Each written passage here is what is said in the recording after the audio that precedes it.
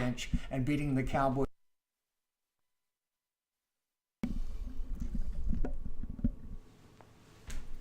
All right, now we're going. Okay. And welcome. We had a little audio problem there. My bad. Okay, welcome to Sports Talk Line Live. And this is our Thanksgiving Day extravaganza. And hey, before we get too deep into this, thank you for being here. And down below, really wish you would click the subscribe button. Don't forget the little bell for notifications, so you'll be notified when we get something new and live going up, which we plan on doing a lot of. Today you get just me as opposed to the whole crew. This Sunday we're going to have the whole Vandershark crew in, so be sure and check back for that when we're going to be doing a live then as well. For today though, we're doing the Cowboys. All right. And the Cowboys in Washington goes way back. I mean, I started watching the Dallas Cowboys in the Tom Landry years, and that was actually when Craig Morton had just taken over for Eddie LeBaron. Yeah, that's right. You don't know any of these guys. That's okay, I do.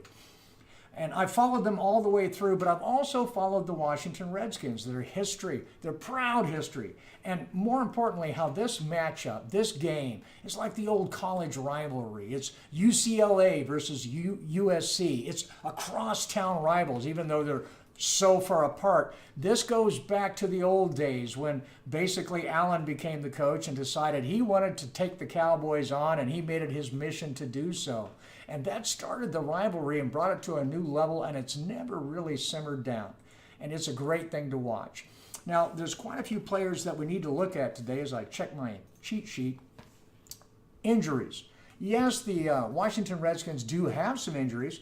Wide receiver Crowder, backup running back Chris Thompson, both are on the inactive list. They've got a few other inactives that are normally inactive, so that's not really a problem. They're relatively healthy, except at quarterback, where the guy that they traded for is now out with a Joe Theismann-like injury. Isn't that weird? They both had their tibias broken like that on the same team. Do-do-do-do. Yep, think about it.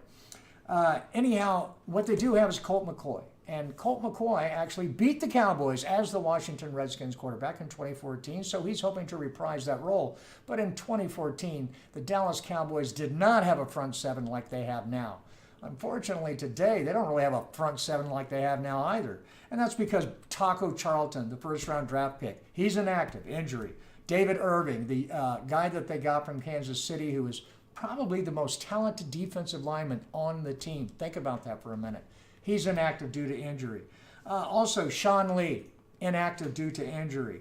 Swain, Austin, inactive due to injury. 5 starters out due to injury. Does that have an effect? Well, it didn't last week. They had the same guys inactive and actually 2 more. Malik Collins was out as well.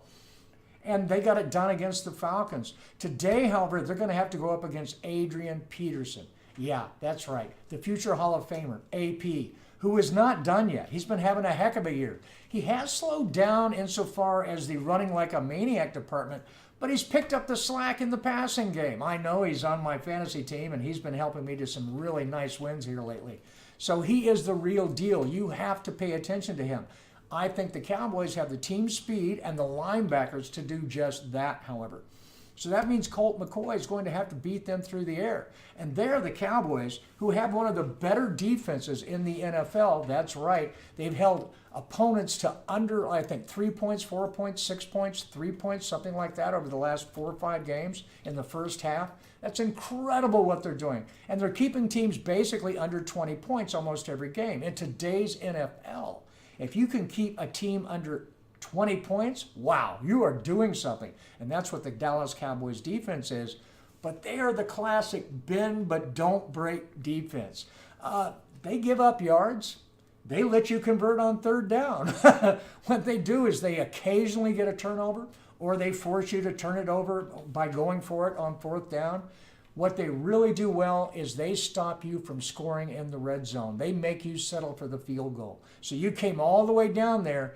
You either took 3 points or you went away with nothing. Very rarely do you get a touchdown. And as we always know, field goals keep you in a game, touchdowns win a game. And that's what the Dallas Cowboys defense stops the other side from doing, scoring touchdowns. That's a big advantage, and they're going to need it today because you can throw records out, you can throw statistics out. This is the Dallas Cowboys versus the Washington Redskins. And it's rivalry weekend. And it's Thanksgiving Day, where some of the biggest games ever have happened between these two teams. So it is going to be on for real. So sit back, take a break, go get the guacamole, crack a fresh beer. We're going to take a quick break, and then we're going to come back and watch the kickoff of the game, break it down for you as to what is happening and why. Thanks so much for being here.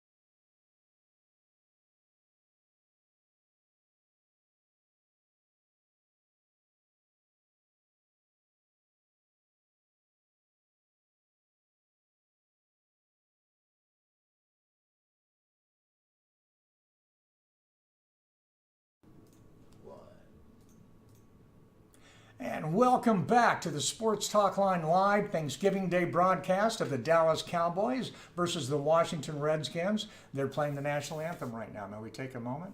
As you can see, I've moved up to the broadcast booth where we can get an eye of the game behind us. I wish. Okay, it is a nice effect, isn't it? What we want to talk about here as we get into the game is what do we expect right away, all right? Basically, the Cowboys, with their defense playing like it has, they're reverting back to techniques of old. If they win the toss, they will defer. They want their defense on the field first so they can get the first stop. They really like how their defense is playing, and like, why not? It is literally the best front seven in football. If they're all healthy, wow, it's even better. And that's not the case today, and that is a problem. But it wasn't a problem last week where the Cowboys managed to do it, playing a lot more snaps than they normally do in the rotation. Rod Marinelli has a system, and he runs the system, and he wants players to go 100% on every play, no matter what's going on, and he's going to rotate you so that he can get that effort in the fourth at a high level.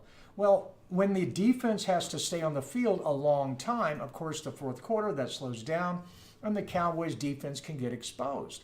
However, when the talent is good enough and when the offense is doing its job, which is the winning formula for the Cowboys, then the defense is on the field a lot less as the Cowboys win the time of possession battle because they run the ball so much. This allows for a lot fewer defensive snaps, which means they get to blow it out, which is what happened against the Falcons. Basically, the Cowboys held the ball longer. So even though there was fewer guys for the rotation along the defensive line, and by fewer, I mean they were looking at putting linebackers in there. It was so needed. They were able to hang up and bring that effort in the fourth when they got sacks in the fourth, as opposed to just being tired and the other team taking advantage of that. That is the problem today, but the Cowboys are a little better off in this regards today because they are a little bit healthier. Malik Collins will play today. Basically, last week they had both defensive tackles out. Now they got one of them that's going to be actually available. We don't know how effective he's going to be or for how many snaps. We're talking Malik Collins. But David Irving, arguably the most talented defensive lineman on the team, and actually not even arguably, he is the most physically talented defensive lineman on the team. He's out, and that is sorely missed. He can take over a game all by himself. But that's okay. They are so deep, it's really not that big of a deal. Their rotation is nasty. And the Washington Redskins have proven that they are susceptible to a pass rush. Now, I don't know what happened the first time these teams played. I watched the game. Basically, the pass rush wasn't there. It was a different Cowboys team. The energy wasn't there. But ever since Jason Garrett's job went on the line, all of a sudden the team's been playing a whole lot better. The coaching has been more aggressive. The energy has been incredible on both sides of the ball. And that is the type of Cowboys team and effort that needs to show up today. If it doesn't, the Washington Redskins, conversely, have been bringing that type of energy pretty much all year long. But they've been winning against really suspect talent. They had a fantastic schedule. They took advantage of it, though they did beat the Cowboys. I don't want to forget that. They've already got one up on the Cowboys. So what's to stop them from getting another? Well, obviously, Alex Smith, the QB, being out. But not really. The most important thing is Dallas is playing so much better. Plus, the addition of Amari Cooper is an advantage, okay? It's not Michael Irvin and Emmitt Smith combination yet. I know that Jerry Jones alluded to that in his Tuesdays with Jerry's conversation. Ben Grimaldi wrote a great piece about that and put it out there. It's humorous as to what Jerry will try to assuage to sell tickets. But regardless of what Jerry has to say, Amari Cooper does make a difference. Defenses have to be aware of him out there. He is that fast. He is that big. He is that strong. He does have good hands. Much better hands than like Terrell Owens or Des Bryant, guys of past that have occupied that position. So he is a threat, and it's something you have to be aware of. Well, hey, it's kickoff time. And it looks like the Redskins are kicking off. I don't know who won the toss. I wasn't really paying attention to that. My bad.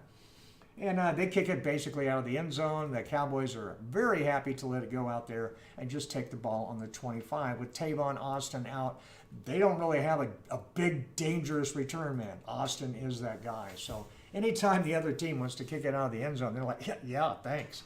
You just helped us out. Okay, now we're looking right now, and this means we get an early look at Dak Prescott and the Dallas Cowboys offense. What are they going to do? And man, that's just so hugely important. What are they going to do? What can they do? And are they going to continue to stay aggressive? They come out slot right, single back, and a very long count as he looks things over. All of this just to hand the ball to Ezekiel Elliott. I love it.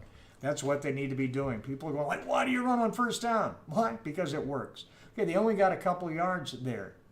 In the fourth quarter, that's going to be 6 yards. That's why you do it now. They did run that to the right. And by the way, Xavier Filo is, I said that name wrong, my bad, is starting at left guard. And he has been a superior player, much better than Connor Williams at left guard. I understand Connor Williams was a high draft pick. I love how the team has just said, you know what, Connor, we'll let you stay, injured for a while. And I think they ought to let Connor stay injured for the rest of the year or bring him back and say, you know what, it's backup rotation time. We just saw a nice swing pass to Ezekiel Elliott to the outside. It's what we talked about in our pregame on Vandershart. about how they're going to have to figure out ways to get Ezekiel Elliott the ball in space, because the Redskins have been playing pretty good defense and they are going to clog the middle. So by moving him out, he did that, and he basically dragged an arm tackle 6 yards downfield, 4 yards down the field. It's now 3rd and 5. Go back. Dak looks good coming across the middle. Got an easy first down toss to Amari Cooper. That is exactly what we want. We're going to take a quick break here, and for a technical adjustment, and we're going to be right back. So give us just a moment. We thank you for that.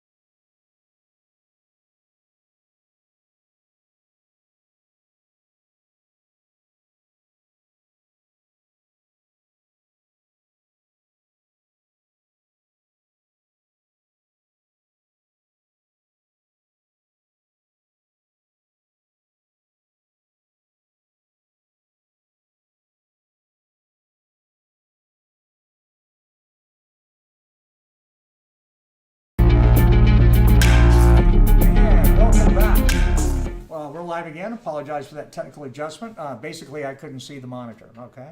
Hey guys, I need to see. It really helps. Elliott has come back to running the ball. It's another first down. I actually wasn't aware of what happened when we were gone, but this is what the Cowboys need to be doing. Not big plays. They need to be eating up the clock, moving the ball down the field. I'm fine with Elliott only making 5 to 6 yards per carry, 4 to 6 yards per carry. That's totally fine. He does not need to have an 80-yard run. I'll take it. What we need to do is the ball move and him to get 25 touches in this game. They do that, they're going to win. It's the old Tony Dorsett, the old Emmitt Smith formula. Get him 20-plus touches, you win. It's really not complicated football. Now, just as I say that, they tried to throw him the ball as he came across the middle on 2nd down, and the throw was actually not bad, but it wasn't where he could easily catch it. He wasn't able to bring it in. He's really worked on his pass-catching abilities. He realizes that's going to allow him to touch the ball more, and he's been getting better, but he's still not at the level of, let's say, a Le'Veon Bell, okay? Not quite there yet. Okay, so now we have a 3rd and 4, and this is critical because it's going to be taken from the shotgun. They're going to be looking down the field. And I think they ought to go to their go-to at this point, which is not the tight end. It's Amari Cooper, and lo and behold, that's exactly what they do. Cooper is good at getting separation. They got Josh Norman on him, and Josh Norman is treating him with a ton of respect. He's giving him 3 yards of space off the line. He does not want him to get deep. They're also rotating the safety over to his side. Ooh, wow, we got an injury here. Looks like McKinley for the Washington Redskins. He's definitely hurting. I can't really tell what for or how. The trainers are out there on the team working for him. Now, back to Josh Norman and what is happening out there. Josh Norman is playing him soft, not letting him by, but they're also rolling help across the top. What the hey, Josh? Basically, are you afraid of this guy? It certainly looks like it because you're giving him way too much respect. Let's find out when you come up and get a jam on him, huh? Guess what? I don't think you can get a jam, and I think you know that, and I think he knows that, and I think your coaches know that. And so you're going to be giving him this room all day long. And as long as you're going to give him this room, the Cowboys are going to take that dink and dunk first down 4 to 6 yard pass on him because you are giving him the cushion. That's a lot of respect for guys. People want to know, is Cooper for real? Does he create a difference in the Cowboys? It's pretty obvious on plays like this. Now, the other thing is with Cooper out there and that safety rotating so heavy to his side, the safety can only be in position to do that if he's got another safety back there with him. This means one less guy in the box, and he's got to be back far enough to where he can rotate, which means he's not close to the line of scrimmage. This helps Ezekiel Elliott, who was facing 8 and 9-man boxes before Cooper came on. So is Cooper Michael Irvin to an Emmitt Smith type? No, he's not. Does he make a difference? Yes, he does. Okay? One touchdown in 3 games does not make you Michael Irvin. However, the respect that the other team is showing him says a lot about his talent. So this young man is for real on all sorts of levels. And what he's doing here, taking the deke and dunk like that on the separation underneath, eventually they're going to have to make a response to that. And when they do, that has the potential to turn him loose on the double move over the top.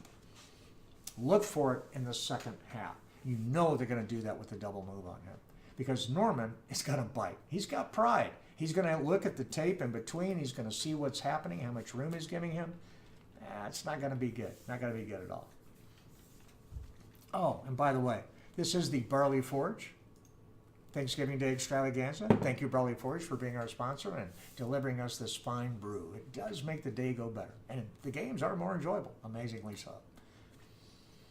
All right, we get back, and it's now first, 11:25 in the game. 0-0, of course. And on first down, they come out flinging the ball, which, hey, you want to run it to Zeke, but every once in a while, you got to do that. And they went with Jarwin, who was in there. I was really curious what was going to happen at tight end with their starting tight end out with the broken wrist. Who was going to go? They had 3 guys. They had their draft choice, Schultz, who everybody looked at him and go, oh, wow, he's our draft choice. He's going to be starting. Not really. He was drafted to be the replacement for a guy that retired who was a rotation guy, okay, Hannah. They did not draft him to be a starter per se. They drafted him to be a rotational blocking guy, and I think that's what he's going to continue to do. Jarwin, on the other hand, not that great a blocker, but he is a nice route runner, can get up the seam, more of that kind of guy. Then, of course, you have Rico. And is Rico going to get more snaps this game? Come on, he has to. I'm curious, between Rico and Jarwin, who's the better blocker? At this point, obviously, it's going to be Jarwin because otherwise they would have started Rico. But Rico's going to get his looks. Okay, the Cowboys are basically in the red zone here. They're at the 15-yard line. They move down. It's 2nd and 3. Give the ball to Ezekiel Elliott right up the middle, and it's a touchdown. He takes it in, walks over to the left. The receivers got tremendous respect on this play, drawing double coverage, both of the corners, deep into the corners. Elliott busted up off the left guard, again, past Xavier Fialilo. I said his name wrong again, oh my goodness. And that is the power side now, much like when Ron Leary was there. The power side is to the left with him and Jaylon Smith, and they're just huge holes there. Basically, Elliott had to beat one guy, and he did. It was a DB, and he never got touched. He just faked him out. The DB didn't want to have anything to do with him. He waltzed in from 15 yards out. This is what I expected to happen today. I don't think the Washington Redskins can match up with the Dallas Cowboys, their defense against their offense, the way this offense is playing right now. What I am interested in finding out is if the Dallas defense can continue to dominate like they have in the first half. We're going to find out in just a minute. Right now, we're going to take a break. Smoke them if you got them. We'll be back in a moment.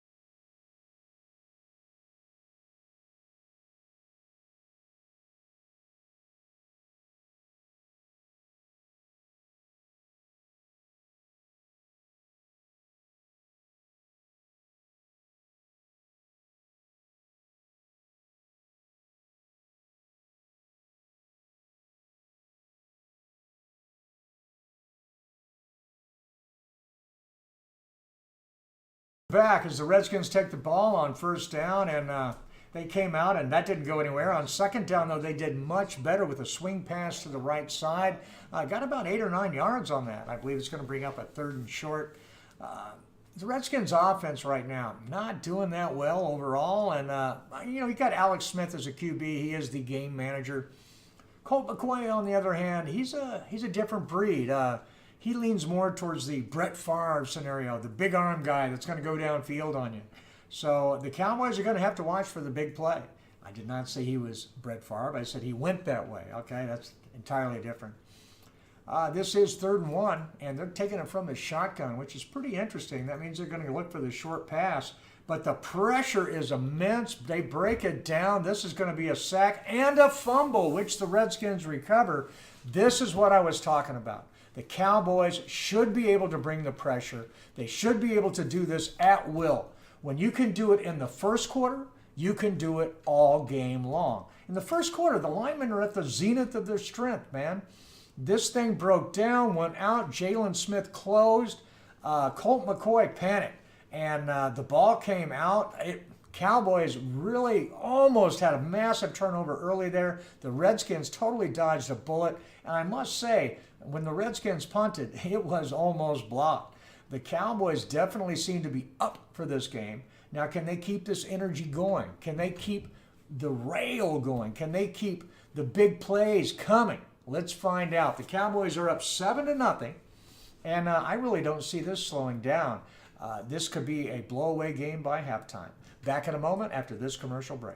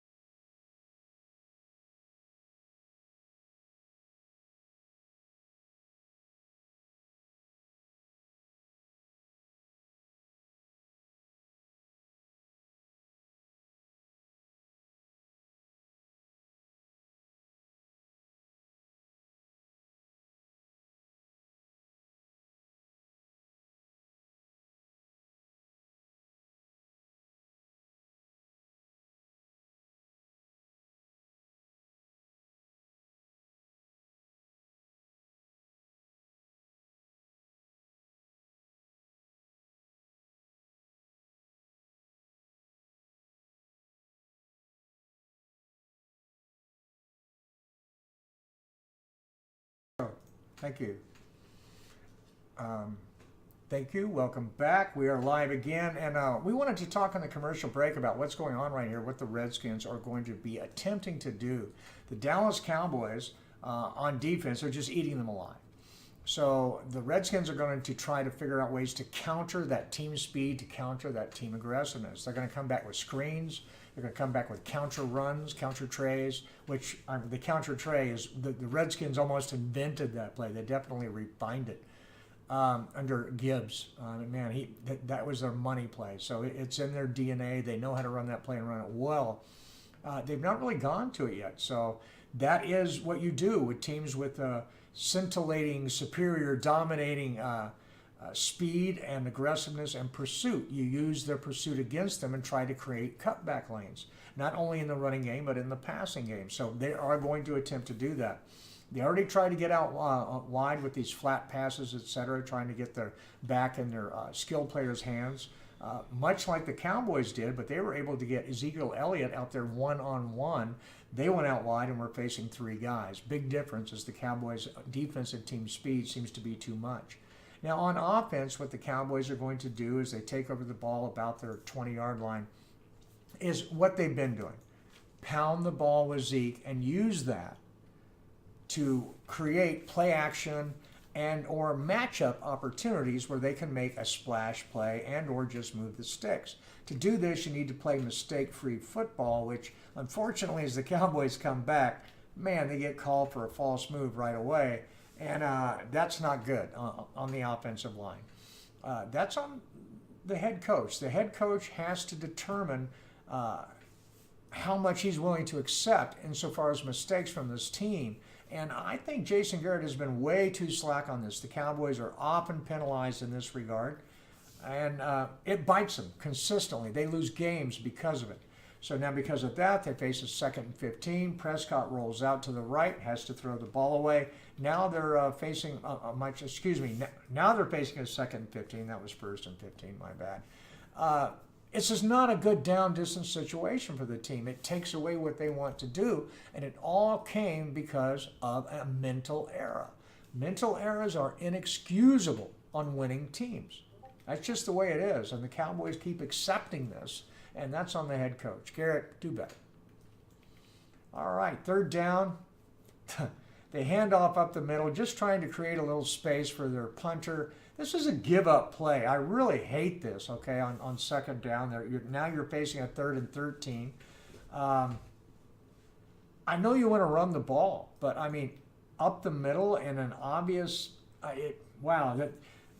they took a formation that it was an obvious run formation. So Washington came out in a run defense. Prescott should have seen this, so he should have changed the play. Instead, he did not. I don't know if he has that ability or that right. Now, they come out on 3rd down from the shotgun, get excellent protection, but, hey, man, they were just playing deep, watching the sticks. They get a nice short play up the side, and we have a little scuffle between Amari Cooper and Josh Norman. This is a ploy Josh Norman has tried before, especially when he's getting outplayed. He tries to create a scenario between him and the wide receiver to take him out of the game. Be very interesting to see what happens. At the point of attack, Amari Cooper had him. He was holding the block, and Josh Norman did not like it. And I can't believe the referees let them get away with this crap. They often do against the Cowboys, and it's getting really old. Okay, right now Jones goes back to kick, which is a lot better than Brett Maher being up to kick because he's not been too good, and that is a weak point on the Cowboys since they let Bailey go to save a little money. I don't get that. They had the cap room to keep Bailey on. They're going back, and I was totally wrong here. That's not Josh Norman. That was Dunbar that was up putting his and grabbing the other guy's face mask and trying to get the penalty. So my bad on that, Mr. Norman. I apologize. All right, they have another commercial on, and while they're doing that, let's talk about what's going to happen when the Washington Redskins come back on offense. Back to what I said earlier. All right, they're going to have to figure out a way to counteract the team's speed and pursuit of the Dallas Cowboys, which is aggressive. And they are coming, as a group. It isn't one guy breaking it down in the backfield. This is jailbreak time from moment to moment. And they're doing an excellent job of it. To counteract this, you run the counter tray. You run draws. You run screens. You're going to let them come and take themselves out of the play as you fake it one way and move the ball back the other. Let's see if this is what happens. What they're doing so far is they're trying to just get outside of the Dallas defense, and that's really not working because they're just too fast to let you get outside of them. Now, the other thing to think about here is the QB himself. All right, Colt McCoy. He is a big play QB. Think Eli Manning, that type of QB. Not the Super Bowls, the big play ability. He likes to go downfield. He is fearless. In practice, he runs the scout team. And when he's running it, man, they say, quote unquote, it's like the Super Bowl for him every down. That's the way he approaches it. He wants to win. He competes. So he's not going to change up what he's doing to move into this starting role. That bodes very well for him. That means he's going to be able to function in this environment. What he's not used to facing, however, while he is all amped up while he's running the scout team, the rest of his team is not. So he's not used to facing this much pressure, operating in this narrow a window of time. And that is what the Cowboys need to count on, and they need to take advantage of early, because the longer this game goes on, the more used to it he will become and the more dangerous he should become. Or it's going to go the other way, and he's going to get rattled and lose it, and the game's going to fall apart. I really don't see Colt McCoy becoming rattled. I just don't. He's a tough guy. He's big. He's strong. He's got a big arm. This kid can play quarterback. On the other hand, if he gets that deer in the headlights look, if he gets that Michael Spinks against Michael Tyson look, then this game is over. Wow, right now we had a quick pass to the outside left. It was a misdirection play. They set it up to go to the right. Everything looked to the right, and he spins back and tosses it to the left. It was a horrible pass. He's having happy feet. The ball looks to sail out of his hands a little bit and actually hits the defensive lineman right on the helmet that's in front of him. So it's actually hard to judge exactly where it was going to go. My bad on that. Ultimately, though, the protection was breaking down as they expected it to. Now they're going to pitch out to AP going wide left. And basically, there's nowhere to go. They take him out for a half-yard loss. Van Der Esch did the duty, but he was backed up by 3 other players. There was nowhere to go. If they just try to run straight-up wide sets against this Cowboys defense, it is not going to work. Did these guys not do any scouting? Seriously. This hasn't worked for weeks against this Cowboys defense. This didn't work against the Cowboys defense when they were losing. All right, that is a very strange play. All right, it's McCoy in the backfield, again, waiting for the ball in the shotgun, and he has the single back set with him. Chris Thompson is out due to injury, and he's flushed out of the pocket immediately, finds a wide open tight end, Reed, and it's zone defense, and Reed did a nice job of settling down in the soft pocket. And you look at McCoy, once he gets outside the pocket, he doesn't have anybody on him immediately. He did a nice job escaping, knowing when to escape. And he ran to look downfield, not ran to ran. That means he is not befuddled yet. That's an excellent job by him. And he had the arm strength to pull back and throw across his body without setting his leg. Got a laser in there. It was well done. Great play by Colt McCoy. This makes a first down for the Washington Redskins. They go back to the run, and I really don't care how many times they go back to the run. It is really not working against the Dallas Cowboys. But the Cowboys are in a bend, don't break Tampa 2 defense. As long as you do not panic on offense, you should be able to move the ball down to about the 30-yard line. Then the Tampa 2 gets really tough because it compresses the field. The defenders in the back 7 don't have to cover as much area, and they are therefore better. We just saw a pass down the side on one-on-one coverage. The defender had his back to the QB, so the QB went back shoulder.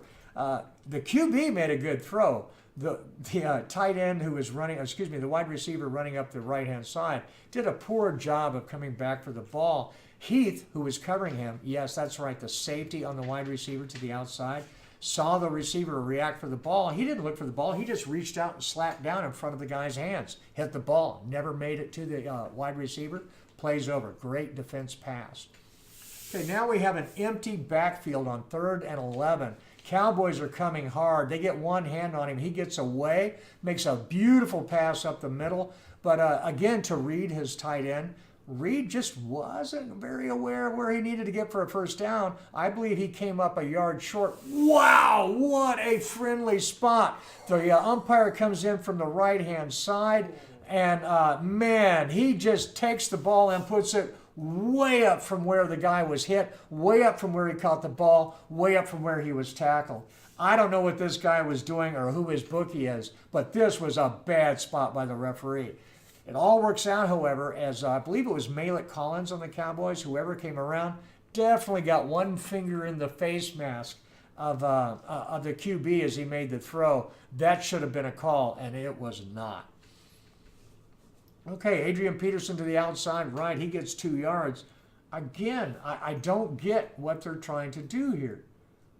Oh, man, I'm looking again at the replay on this. What a bad spot. I think Garrett missed a bet. I think he should have thrown the red flag. Garrett, it's right there. They showed him on the sidelines. The red flag is sitting right under his hand. Come on, man, throw that thing. I saw it was a bad spot right away. You should have as well. All right, he's back in the shotgun. A weak fake. And oh my goodness, he got away with it somehow. Got out of from a sure sack from Randy Gregory, who came in from the right side. He put his guy on his heels in a bull rush.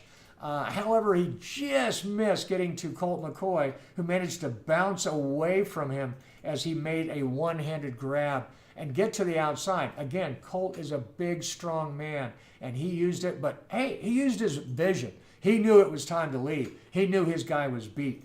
He's going to be rolling out all day long. The Cowboys are going to have to look at some containment here because Colt McCoy can move outside. 3rd and 4 now. Colt McCoy did a good job, turned that a negative into a positive. Oh, making a nice throw to a beautifully positioned guy. Unfortunate for him, he was beautifully covered by Brown, who is the number 4 cornerback. Jumps up, makes a beautiful interception on Colt McCoy. And I have to give my Vandershark buddy, Mr. Sharkey, that is you called it. Colt McCoy is the only guy he's really good at throwing receptions to are the guys on the other side once it gets more than 12 yards downfield. You called it, first interception of the game. This is what the Cowboys need to win. And this is what they're doing. The Cowboys defense, I've said, the best front 7 in the NFL right now. I stand by that. The Washington Redskins are going to make yards today. The Tampa 2 gives up yards. It bends. It does not break. Okay? And that is something that you're going to have to realize. Get used to, Cowboys fans. This isn't the Jimmy Johnson defense. That was suffocating, dominating defense that was designed to break you right away. It wasn't a bend, don't break. It was a break you defense. This is the Tampa 2. It's a different philosophy. It's designed to keep things in front of you and work from there. But now the Dallas Cowboys get to come back and they got a turnover. And what are you supposed to do with a turnover? You are supposed to capitalize. Now, if the Dallas Cowboys are going to capitalize, it's really easy. They do one thing. They give the ball to Ezekiel Elliott. Let's take a look at this guy for just a moment, shall we? Yeah. Let's take a look at his stats. This guy is for real. Give him the ball. This is the guy that you want when you want to put the dagger in the heart of the opposing team. You want this guy to have the ball in his hands so that he can put it in the end zone. You saw what happened when you tried to pass to, Cole Beasley. He dropped it in the end zone last week. I've seen what happens when you try to pass the ball to, pick one of your backup tight ends. It's not going to get you a score at this point. Maybe I'm wrong. Maybe they do score. You put it in Ezekiel Elliott's hands, this guy moves the rock, he scores touchdowns, he gets first downs, he moves the chains. This is the guy you want with the ball in your hands right now. Look for the Cowboys to realize that and do just that. However, they are also going to try and justify the trading of a first-round draft pick for their wide receiver, Amari Cooper. I'd say 50-50 as to which guy gets the score. The other thing to watch for as you come down here is Dak Prescott. Once you get close enough to the end zone, he likes to run it in. Okay, right now they're at the other side. They're on the wrong side of the 50. They're going to take the ball from the shotgun to a play action and then roll out a little bit, juggle it down, throw it downfield, get into Hearns is the guy that hasn't been heard from for a while, but he's heard from here as he gets in nice position. And Prescott just does a little flip right out to him. And he's actually got nice coverage on him, but he's in front of the guy. He spreads out, protects the ball, takes it. It's really nice to watch. They're showing the Brown interception on the replay here. And, man, it really wasn't that much of an interception. He threw it to him, dude. I mean, he did jump up. He did high point the ball, but come on, man. This is what we expected from Colt McCoy. Here, they're just going to do a nice... Give the ball to Ezekiel Elliott to the right. It's nothing really complicated. It's a first down. Elliott is making yards right now. They are blowing people up. And by the way, they're showing the replay right now of where Randy Gregory almost got the sack. And I told you that he just blew up the block. And after that, I noticed that they had the backup to Chris Thompson in the game. Adrian Peterson held his hand when that block was made, when that punch was made on him by Randy Gregory. And it looks like he may have injured that hand. They have taken him to the locker room. You take Adrian Peterson out of this game? People. Here's the good news. A lot of Dallas Cowboys fans watching today. You're going to enjoy this game because they are going to absolutely kill the other team without Adrian Peterson in there. There is no way. The Dallas Cowboys will not respect the run against there. They will come after that Colt McCoy, and this game is going to get ugly in a hurry if Adrian Peterson is not in it for the Washington Redskins. Okay, the Cowboys come back on offense. It's 2nd and 5. They're moving the ball. He's under center, which usually means he's going to hand off to Ezekiel Elliott. Guess what happened? Oh, my goodness, he handed off to Ezekiel Elliott. Elliott only got a couple yards, though. Okay, only one. 3rd and 4. I was expecting more on that. We talked about this in the pregame also, Sharky and I, that running inside against this Washington Redskins defense is going to be difficult.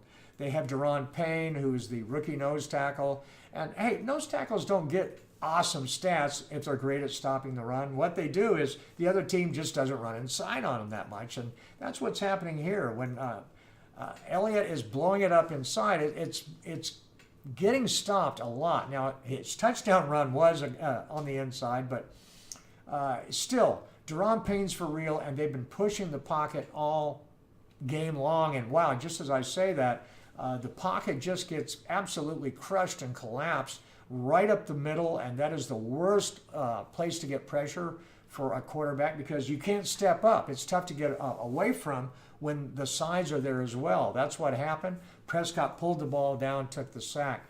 Prescott does that. He doesn't seem to have that little clock that kicks off and says, wow, throw that away.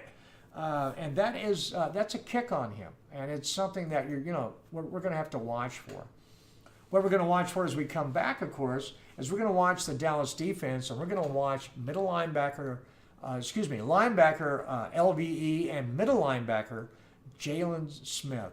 Everybody's talking about LVE and what a great season he's having, and I get that. But let's talk about Jaylon Smith for just a moment, shall we? This guy has made 47 solo tackles from the middle linebacker position while also getting great pressure on the quarterback. He has sacks. He has QB hits, I believe 7. This guy is all over the field. He has long arms. He takes a huge section of the field away from the offense.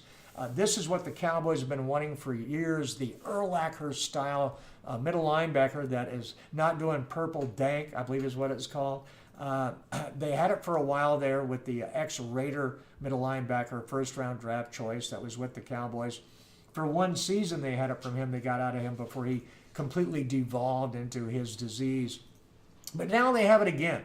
Jaylon Smith is now recovered from his injury and is looking like the player that he could have been when he came out. The draft pick was what it was for the Dallas Cowboys. We're not going to go there. Let's just enjoy the player that the Dallas Cowboys have today, which is middle linebacker Jaylon Smith. And he is the real deal. This guy is, quote unquote, a freak of nature. He is now back. He's looking like the guy that was in college. And they have discovered that this guy has a knack for rushing the passer, for putting pressure.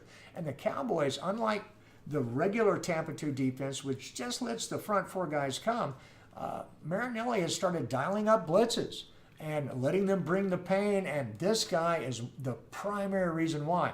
They like to bring this guy from multiple angles. He has a knack for getting in there and for making it pay. When you rush him, it changes the play.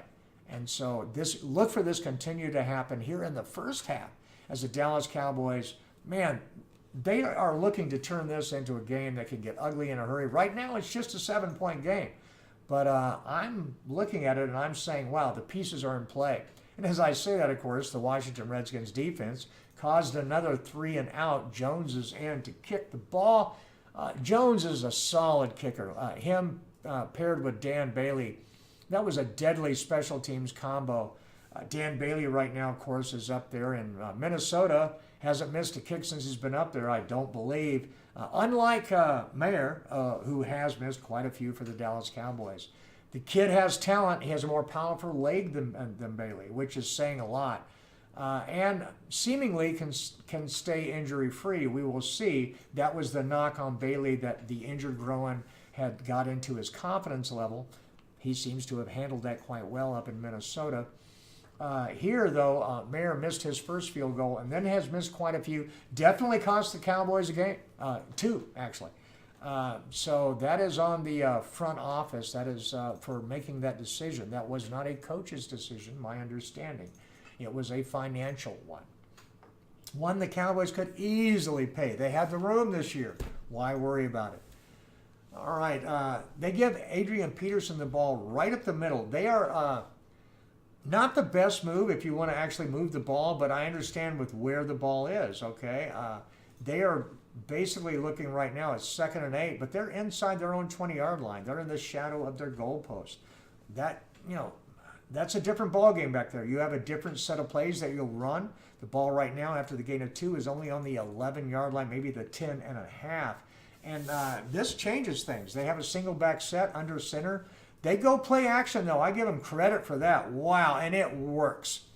He makes a nice play, throws the ball quick, which he needs to because the Cowboys were coming. But he connects, and they get a first down. The tight end comes out, pulls to the left. They got Jeff Heath all over Reed, but Reed does a nice job of getting him pushed off. They let offensive guys do that now. I mean, you can push off past the 5-yard line. The defensive guy can't put hands on the other guy so much, but yeah, they definitely let the offensive guy get hands on. Okay, now the ball just short of the 30-yard line, 1st and 10. Again, they go with the run, and it's great news that AP is back in the game. That at least makes this somewhat feasible. But, wow, it didn't go for anything. So, does it change the defense when he's in there? Do the Cowboys respect that? As of right now, yes. The Cowboys are respecting that it is Adrian Peterson in the game. But Peterson comes out. He is right now being played as a 2-down back by the Washington Redskins. That is interesting because he has sensational pass catching skills. I don't understand the decision to take him out unless it's just to rest him and maintain a snap count. Okay, they're coming from the shotgun, and they're just going to pass it out wide and see if he can get up there for the first down. I don't think he does. He puts the ball out of bounds, short. Oh, man, the referee just keeps walking forward. This is some of the most horrendous ball spotting I have seen in a long time. The guy came out a full yard and a half short. A yard. The referee points at that spot, steps up, puts his foot on that spot, stands there, waves his hands, and then shifts a half step more forward. What the hell is he looking at? He already marked the spot, and then he puts a half step in front of that. Regardless, I think it's still short. It is 3rd and inches. They come out in a I formation. And wow, they get it. Adrian Peterson just picks a beautiful way to get through the mish and the mash. The Cowboys actually had penetration. He somehow picked a path through that. He is Adrian Peterson, a future Hall of Fame running back. There is no doubt about that. You watch this on replay, and like I said, the Cowboys did get penetration. But Peterson did he created what the Washington Redskins offense will not call. He created a cutback lane. He took it to the right, cut it back to the left. Beautifully done. Okay, 1st and 10. Now they're still short of the 50-yard line, though. This is causing the Cowboys defense to stay on the field. They give the ball to Adrian Peterson up the middle. The play gets stuffed, but he bounces back and bounces it outside for about an 8 or a 9-yard gain, so it's going to be 2nd and short. That was an incredible run by Adrian Peterson. There was nowhere to go on the inside. He made something out of nothing. 2nd and 1 is what they're calling it. Again, Adrian Peterson, future Hall of Famer. All right, 2nd and 1. This really should be an easy thing. They're giving Adrian Peterson a blow. This should be a handoff, but I don't know, man. They've been running play action on this 2nd and short all day long. Is it going to be that again? I would think so, but no. He actually handed off to him, but there's a flag that stops the play. So we have a penalty, which is a false start on the Washington Redskins. Now they're going to be looking at 2nd and 6. That's a new ball game. I'd like to take a moment to thank Barley Forage here. Yes, we're going to be refilling this in just a moment. It is Thanksgiving. We're actually having Wagyu burgers here. I've never had a Wagyu burger. It's pretty interesting. I'm pretty excited about doing this. Looking over at the Washington Redskins lineup, especially on the defensive side, they have 2 rookies that are playing for them today, Deron Payne and Danny Johnson at cornerback. And I've not really seen the Cowboys able to pick on Danny Johnson at all. This guy has been stepping up and doing a good job. Props to him. The other guy that I'm interested in the backfield, of course, the guy they traded, the Packers traded away, I don't get. Clinton Dix, one of the better safeties in the league.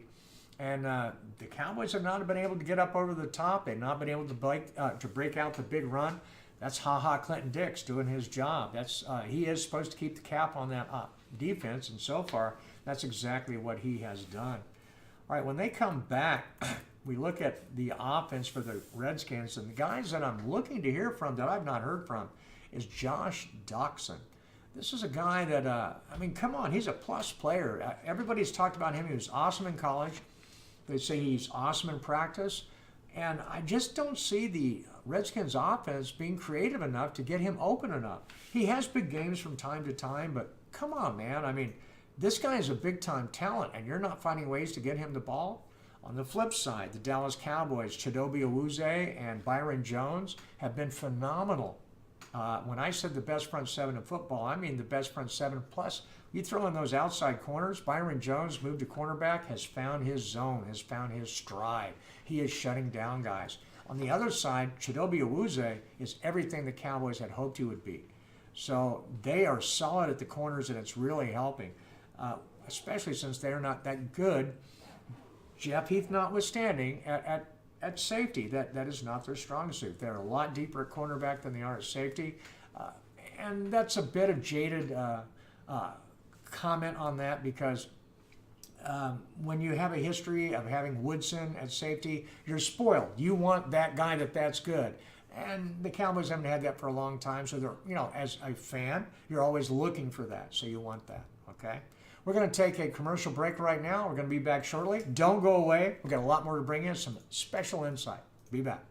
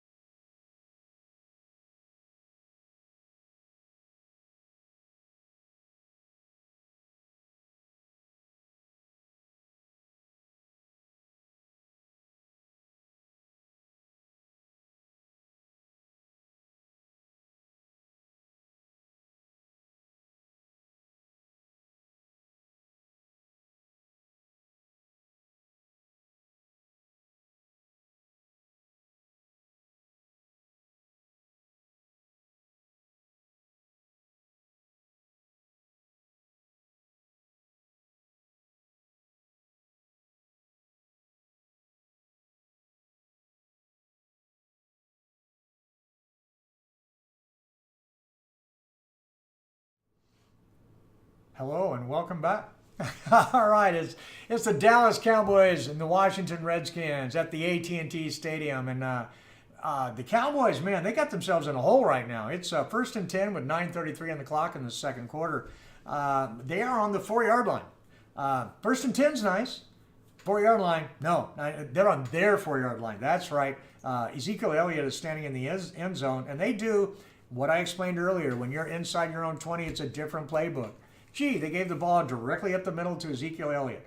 Why do you do that? Okay, why did either team continue to keep that playbook? It's very simple. When you hand the ball directly up the middle, the chances for a negative result, especially a large one, are greatly diminished because it's much more difficult for anything to happen that would create that negative result. Now, also, your chances for a positive result are greatly diminished because the number of guys in the box expecting that play. But that's okay. They're looking for a yard, maybe one, maybe two, maybe break it. I don't know. It's 2nd and 9. That's about what I expected to happen. So from his own end zone, he goes back, has to come out, gets sacked, comes down on the half-yard line. What a play by him to get out. He recognized right away this was not happening. This is just a 4-man rush, and they basically beat the Dallas Cowboys up. I mean, this was incredible. I also think that Prescott actually panicked.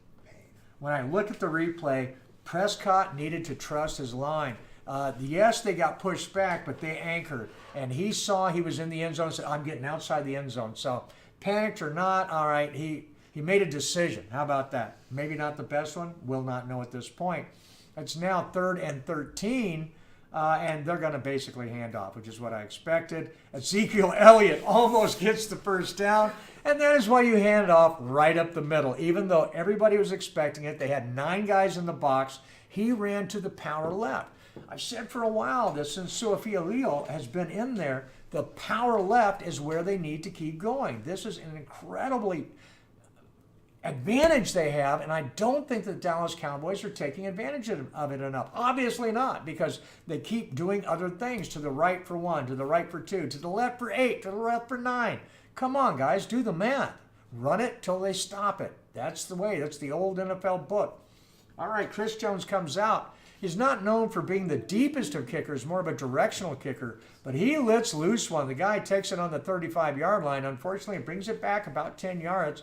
The Washington Redskins are going to take over an excellent field position at the 45-yard line. A 1st and 10 with 7:12 to go in the second quarter. This is the Redskins shouldn't even be in this game. The Cowboys have dominated. The Redskins have made the plays they needed to make to stop the Cowboys. It is a 7-point game. More specifically, it is a 1-score game. The Cowboys are letting the Redskins stay in the game. As I said earlier, the longer that Colt McCoy plays in this environment, the more efficient he should become. You're going to be facing a more dangerous Washington Redskins offense in the second half if the Dallas Cowboys cannot capitalize on what the defense is giving them. I'm not seeing the aggressiveness on the offensive side of the ball that I've seen earlier from the Dallas Cowboys. I've seen flashes and splashes. I've not seen a coach that has come out willing to do whatever it takes to win. What I'm seeing is a coach that's playing a bit conservative because he thinks his team is the better team. Coach, wake up. Your team has one winning formula. Get back on the aggressive bandwagon. That is how you win games. Put your foot down on the gas pedal and score some points. Help your defense out. This conservative nimblism that you're doing right now is counterproductive, and it needs to stop. All right, let's go back and talk about what we're looking about here. When we talk about last week with the Washington Redskins, the week before, their whole week changed last week with their quarterback going down, again, losing another game, and everybody has pretty much anointed the Dallas Cowboys as the new NFC East leaders and the Washington Redskins as the new cellar dwellers. Hey, guess what? Right now, the Washington Redskins are at the top of the division, and even if they lose to the Dallas Cowboys, it's a freaking tie. All right, they are both co-leaders at that point. Yeah, you can go down and do the tie break. That doesn't count crap till the end of the season. All right, when all the numbers are in, that's when you do the tie break, not before. And the most the Dallas Cowboys can get is 1-1. All right, so they can win by more points, which I think is the next aspect of the tiebreaker, or division record, or something of that. I actually have to look that up, what the tiebreaker is, after you go to the head-to-head. The Cowboys should win this game. They are the better team on paper right now, but they were the better team last time they played on paper, and they lost that game. All right now, Colt McCoy comes out. He is in the single back offense again, and they are wide slot right. And he goes back and he's looking to pass. He's got happy feet, but he's also got a guy going open up the left-hand corner. It's Reed. It is a touchdown. It is now going to be a tie game after they kick the extra point. Exactly what I was afraid would happen. He is a big play QB. He had happy feet. He had pressure in his face. He danced right. He danced a little bit to the outside, to the left. He looked down the field the whole time, and he got it outside the left hash and between the hash and the numbers to Jordan Reed going up, and he is wide open. And it got loose on Damian Wilson, the linebacker. You had a linebacker on a tight end, which is bad, and Heath does not have the speed to get over there. I love Heath as a player. He plays within himself, but they ask him to do too much. They put him in positions that do not allow him to win. Great player, great rotational player. When you put him over the top and ask him to play sideline to sideline, he does not have that speed. Quit doing it. It doesn't work. It doesn't pay. You just got burned again. This is a team you should have been dominating in the first half. Hey, Jason Garrett, you just got out-coached again. We're going to take a quick break. We're going to be back in a moment.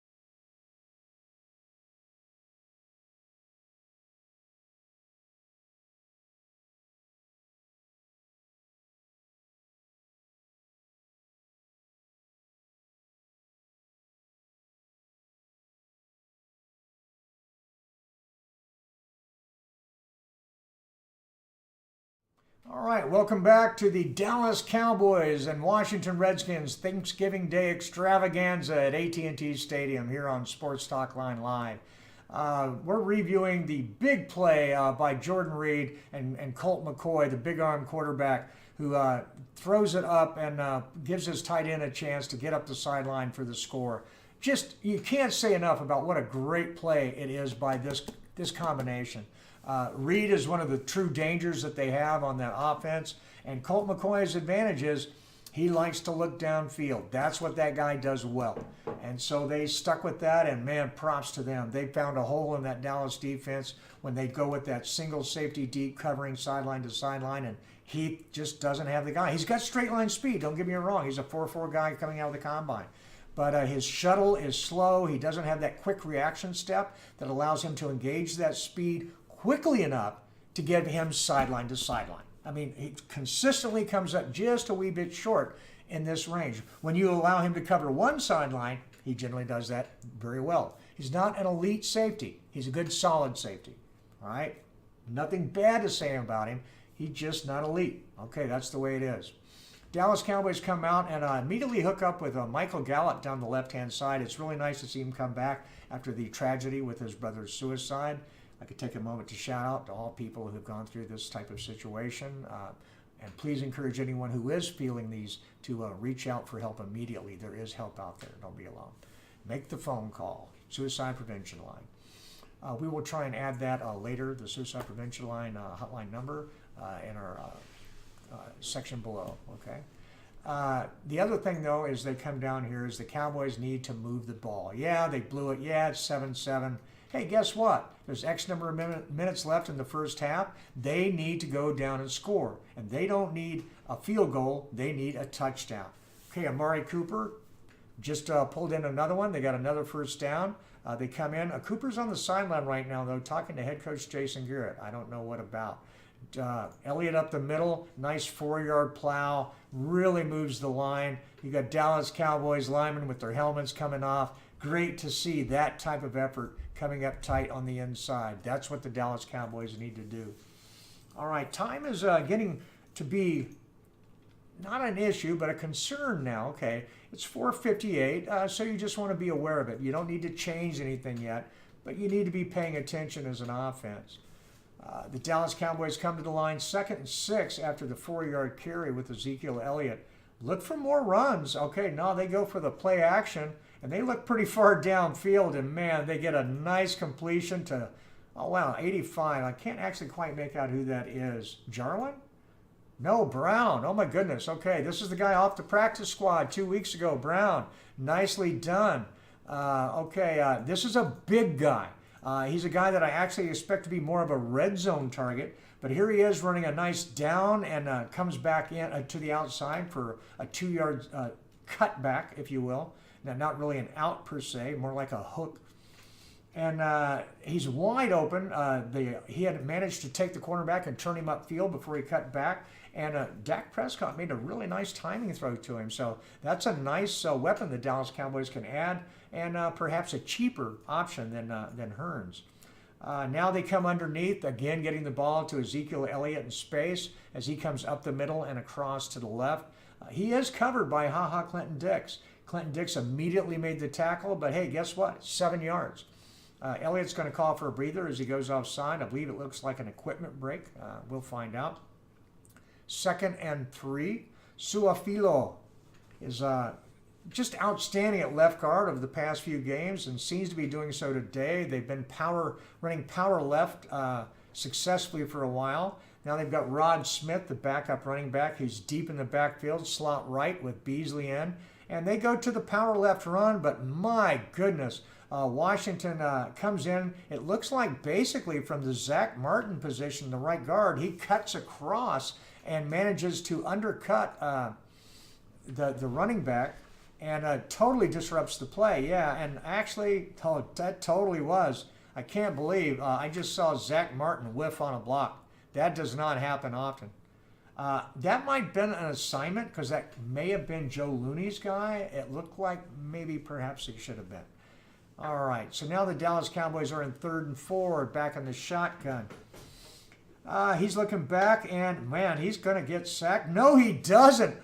And people grabbing him right and left. Michael Gallup saw his QB in trouble, came back to him, which is what you're supposed to do. Wide receiver 101, and Prescott with two guys holding him, one at the waist, one at his feet, manages to pick the ball up, flip it down the field right along the hash marks to Gallup, who spins away just short and manages to cross the sticks for a first down. Excellent, excellent play. They now come to the 2-minute warning, and we're going to take a timeout here. This is a big play. This is the winning formula that we talked about in the pregame, that you needed Prescott to make 3 or 4 big plays in the passing game, each game for the Dallas Cowboys to win.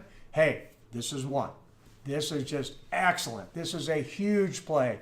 Moved the sticks, created confidence for Prescott, created confidence for the rookie wide receiver Michael Gallup, who came in with no practice, and now he's made a difference in the game. And it's also creating confidence for the guys around him. Now the offensive line is going to block a little harder. The wide receivers are going to cut a little harder, even though they're not the primary guy. Everything works better. The defense plays harder. And by the way the Dallas Cowboys are moving the ball right now, the defense is going to have to play harder because the Washington Redskins are going to get a chance to come in and go back the other direction. We're going to take a quick break right now as basically I go get some water and come back and watch this final drive.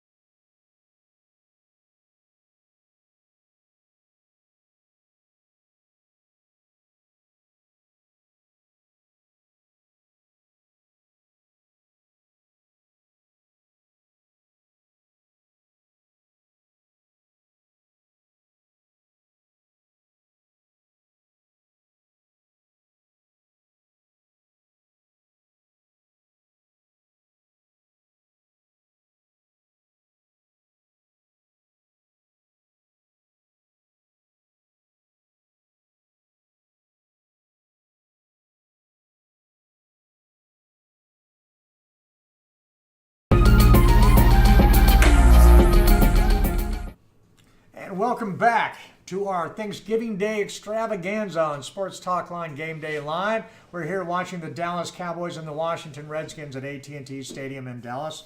And wow, what a game this has turned out to be. I was expecting the Dallas Cowboys to be well ahead at this, which is my mother's favorite kind of game. If it was actually a close game at halftime, she would disappear into the bedroom and say, "Don't call me unless they're up by 2 scores." Right now, the Dallas Cowboys are at the 2-minute warning. They're driving hard, and they are just inside the red zone at the 20-yard line, or at the red zone if you were. And they're taking it with swing pass to Ezekiel Elliott on the outside. He's got one guy to beat. Well, you know, he doesn't beat him. What he does is he stiff arms him about 3 yards up the field before he steps out of bounds. That was a man. The other guy was a boy. Oh, that was fun to watch if you're a Dallas Cowboys fan.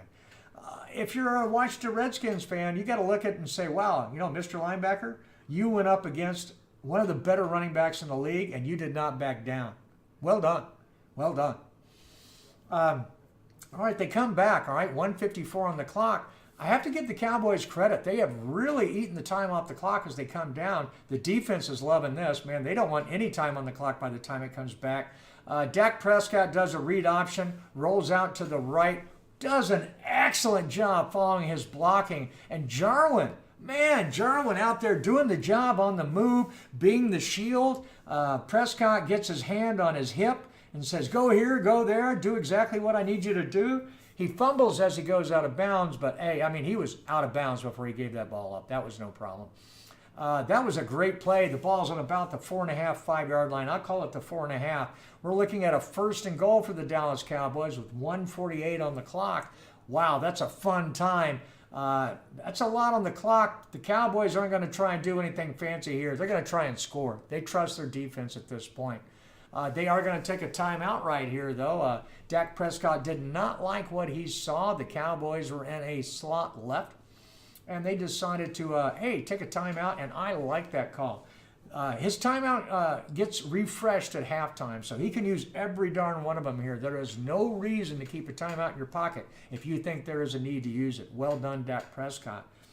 The Cowboys are coming in right now, and they were in their straight-up personnel, okay? They had Amari Cooper, they had Beasley, they had Jarwin in at tight end, and then they had Elliott in at the running back position. They were not using a fullback. They had this is the personnel that they're choosing to use again here, I believe. Yeah, they got the other wide receiver in, Brown. Okay, so they're not going with the 2 tight end set. They're going instead with the extra wide receiver. And as a matter of fact, they do not. Yeah, okay, Jarwin is in, and they have him capped off on the right-hand side. This is nice looking. It's a quick play action, and this was a really nice play to Brown. I told you he was going to be a red zone target. They ran him up from the right-hand side right along the goal line, and Prescott, running backwards off of his heel, just didn't put enough on the ball. Brown was open. Prescott, you got to make that throw, man. Come on. You got the arm to make that throw. Dude, that was not good. All right, 2nd and goal. All right, they come out with Elliott, the single back in the backfield. Jarwin's going to move around a little bit. He's in the slot. He comes back. There's no faking going on, but he's going to get sacked. Oh, man, that was ugly. He was looking right. He was looking left. That is the one thing. Well, not one thing. All right. Prescott has got to work on this. Everybody's talking about it. His pocket awareness, not that good. And he does feel the pressure, but there's nothing in his little clock that clicks in and says, throw the ball away. Instead, he pulls it down, and he starts running, looking for a way to get out of there. And, ultimately, he does get out of there a lot, so I get that. But Tony Romo is really good at it. He's not. He needs to learn to throw the ball away. He's giving up way too many sacks. He had plenty of time in the pocket. Sure, his guys didn't get open to his satisfaction. Good. I respect that. Throw the freaking ball away, okay? Now, Prescott, you've got to do better. You've got to do better. Now, Collins had problems on the right-hand side with there. He gave up the pressure. I get that. Throw the ball away. That's on you. Now, should Collins have done a better job? Absolutely. That doesn't mean you stop doing your job. You've got to make it easier on your team. Okay, 3rd and goal. Let's see if they're just going to get it up and settle for the field goal here. I'm very curious. Are they going to strike for the end zone, or are they going to do the underneath bit? No, they're striking for the end zone. No, they didn't. They just did a quick toss back to Ezekiel Elliott, who went 1 yard past the line of scrimmage to turn around and accept the ball. Okay, yes, he is good enough to make that play. But it's a give up, okay? What you're saying is, okay, let's take the 3 points. Again, Garrett, you're being out-coached. You've lost your aggressiveness on offense. You continue to do this, you will lose the game, and you will get fired, and it is your fault. You can do better. Right now, Garrett, I'm ashamed of you, man. Come on. All right, they line up. Brett Maher, who is by no means a gimme at any distance. Oh, I got to say, that one was pretty much down the center, a little bit to the right, but hey, okay, still, it didn't come near the upright, which he has been doing. So, excellent job by Brett Maher. 1:28 left. The Dallas Cowboys defense is going to have to come back on. And, wow, Cowboys have a 3-point lead. Oh, well, what do we say about field goals? They keep you in a game. They do not win a game. Again, Jason Garrett, what is up, man? I mean, you were doing so good the previous 2 games, and now you come here and you're going, okay, wow, I'm going to revert. Oh, if you revert to that style of coaching, what you're doing is you're reverting to losing. So let's do better. We're going to take a quick break here while I do some Twitter stuff. Twitter is fun.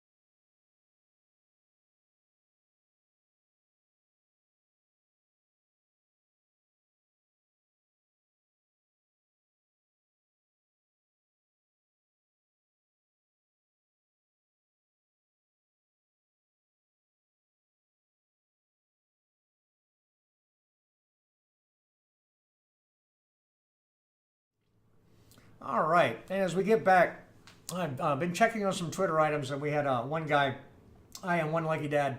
I have to agree with what he's saying, that they need to light a fire under Collins' rear. He's getting beat. Now, he is playing Kerrigan. It's not like he's going up against, just a Jag. Kerrigan, Ryan Kerrigan. He is one dangerous dude.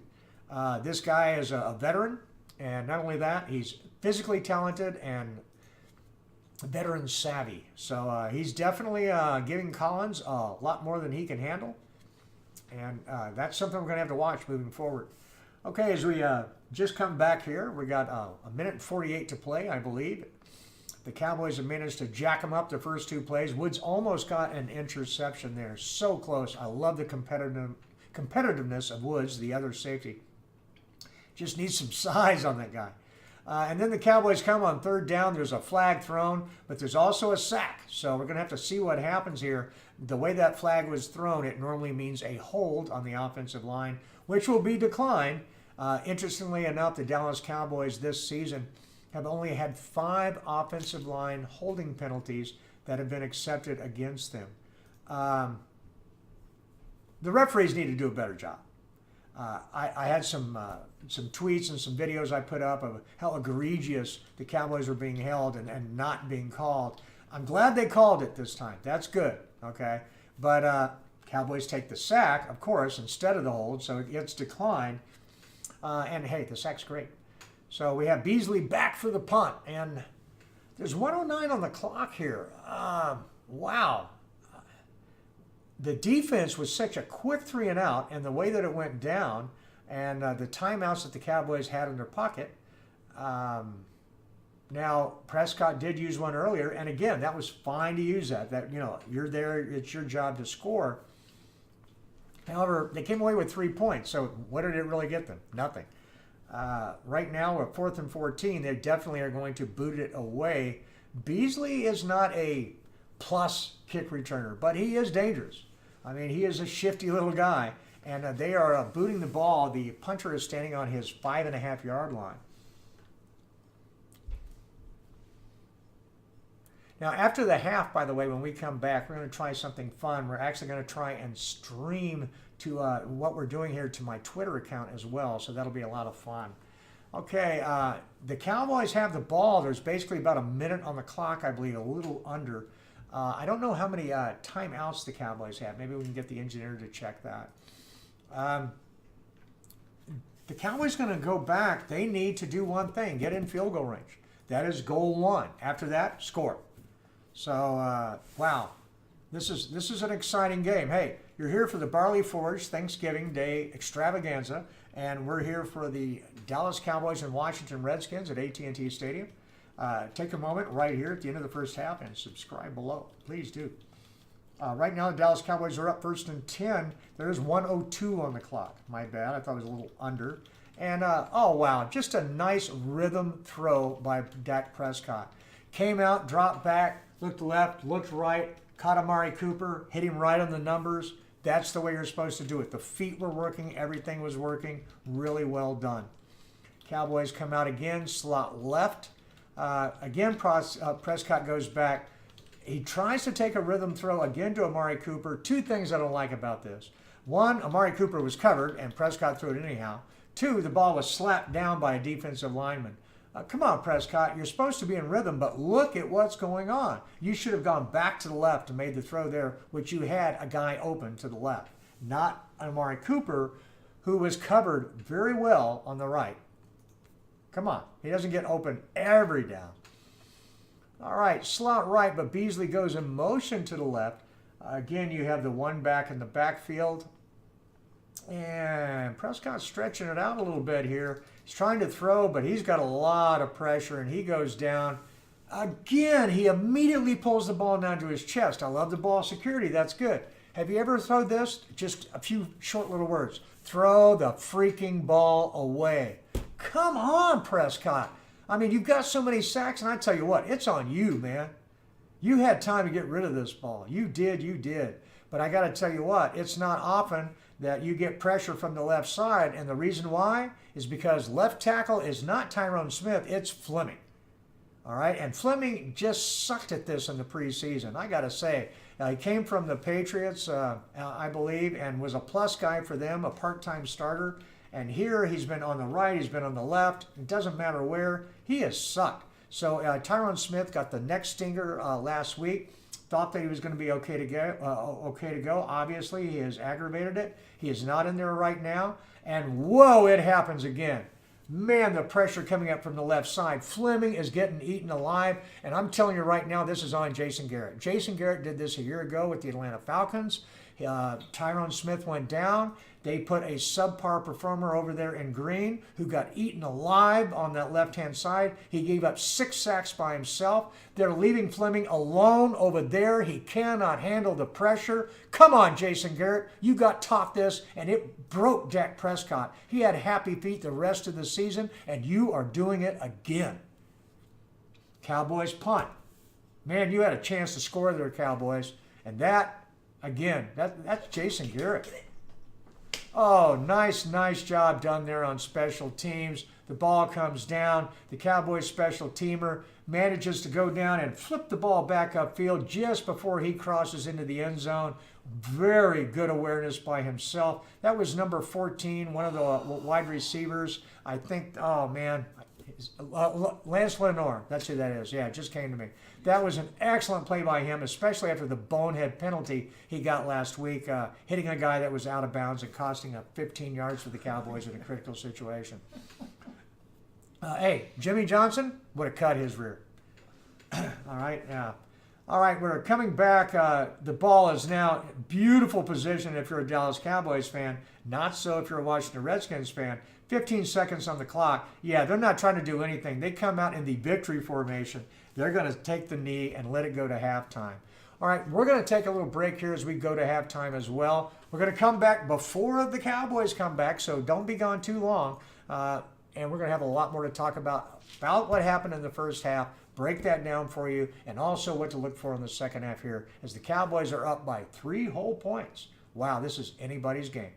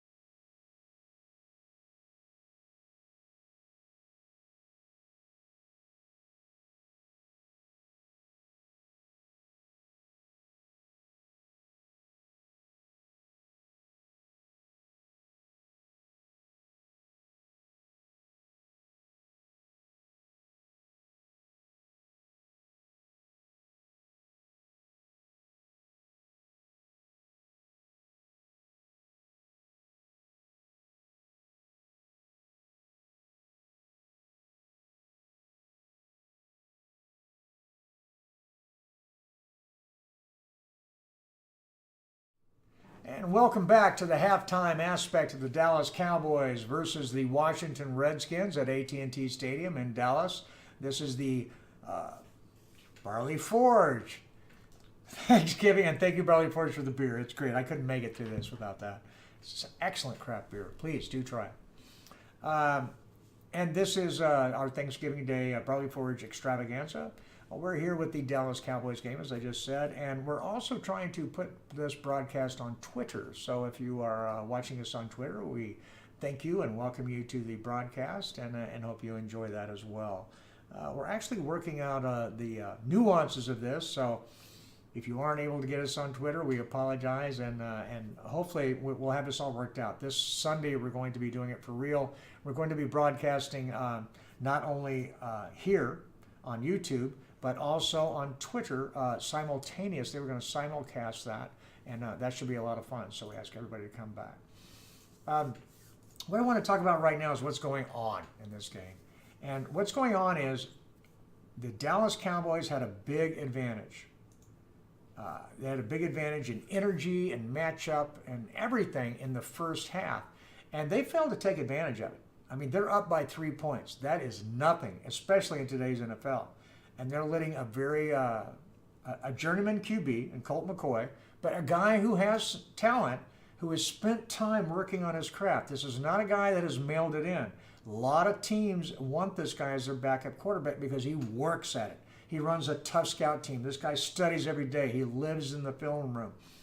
He is the zenith of what he can be. Now, is he Aaron Rodgers? No. But is he a guy who is maybe seizing his moment? The Dallas Cowboys are giving him that opportunity. And I tell you what, Colt McCoy is a guy that has proven before back in 2014. He did the same thing against the Dallas Cowboys. He seized the opportunity and he won the day. He's not afraid to step up on that stage. He's not afraid to play the Dallas Cowboys, and he's definitely showing up today. All right, now when we come back, we're going to take a longer break as we look at some more technical issues, so to speak. And then we're going to take a look at the Dallas Cowboys side of the ball and what they're going to be doing against the Washington Redskins. Be back shortly.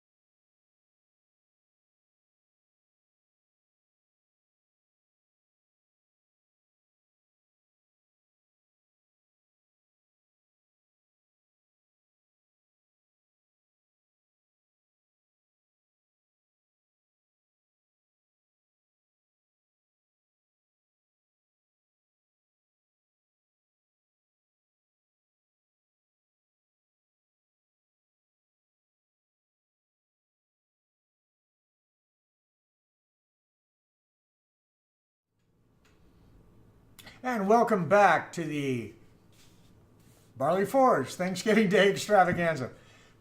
Excuse me, we're the Dallas Cowboys, as you can tell I'm enjoying.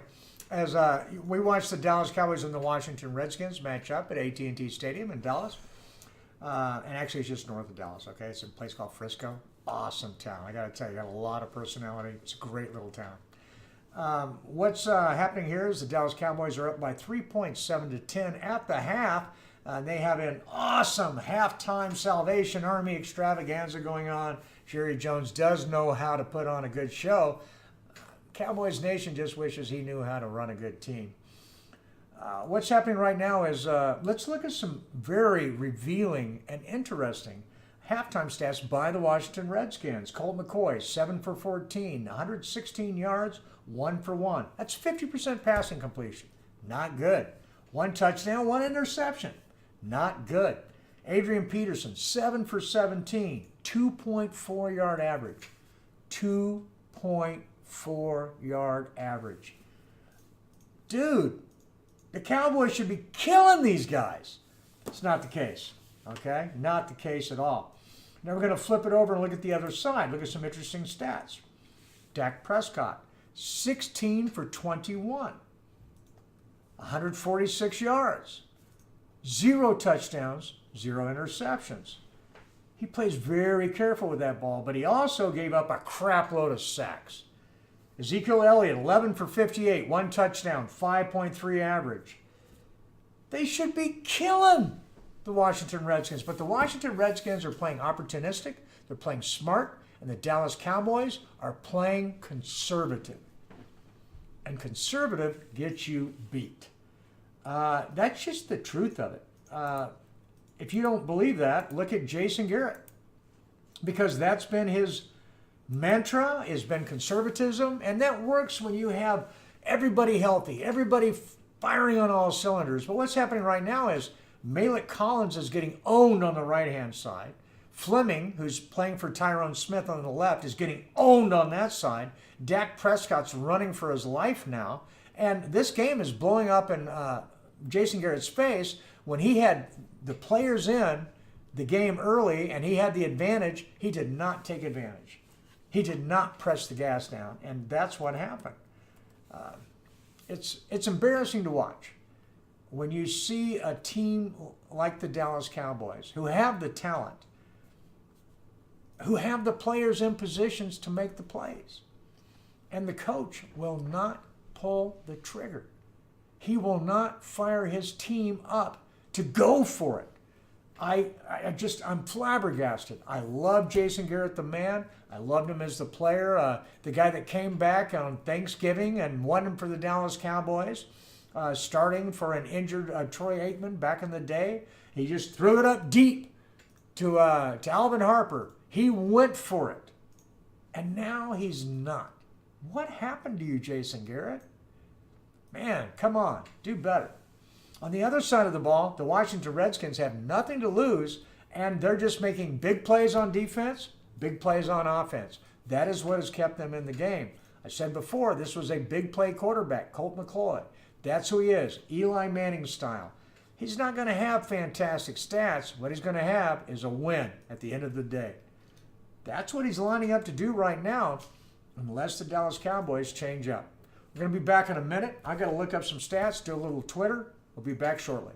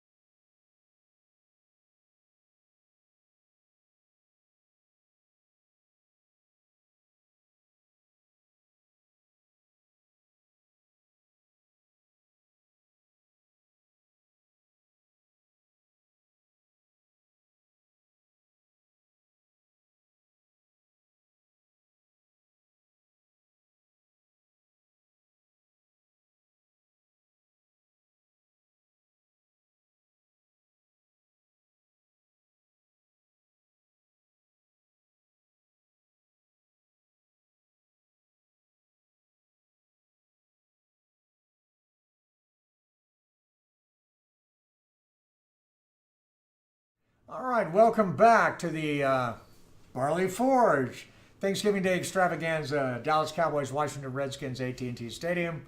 Yeah, we really should get some money from them. I'm saying their name a lot. Okay, I'm looking over at the engineer here. All right, thank you, Mr. Lee. I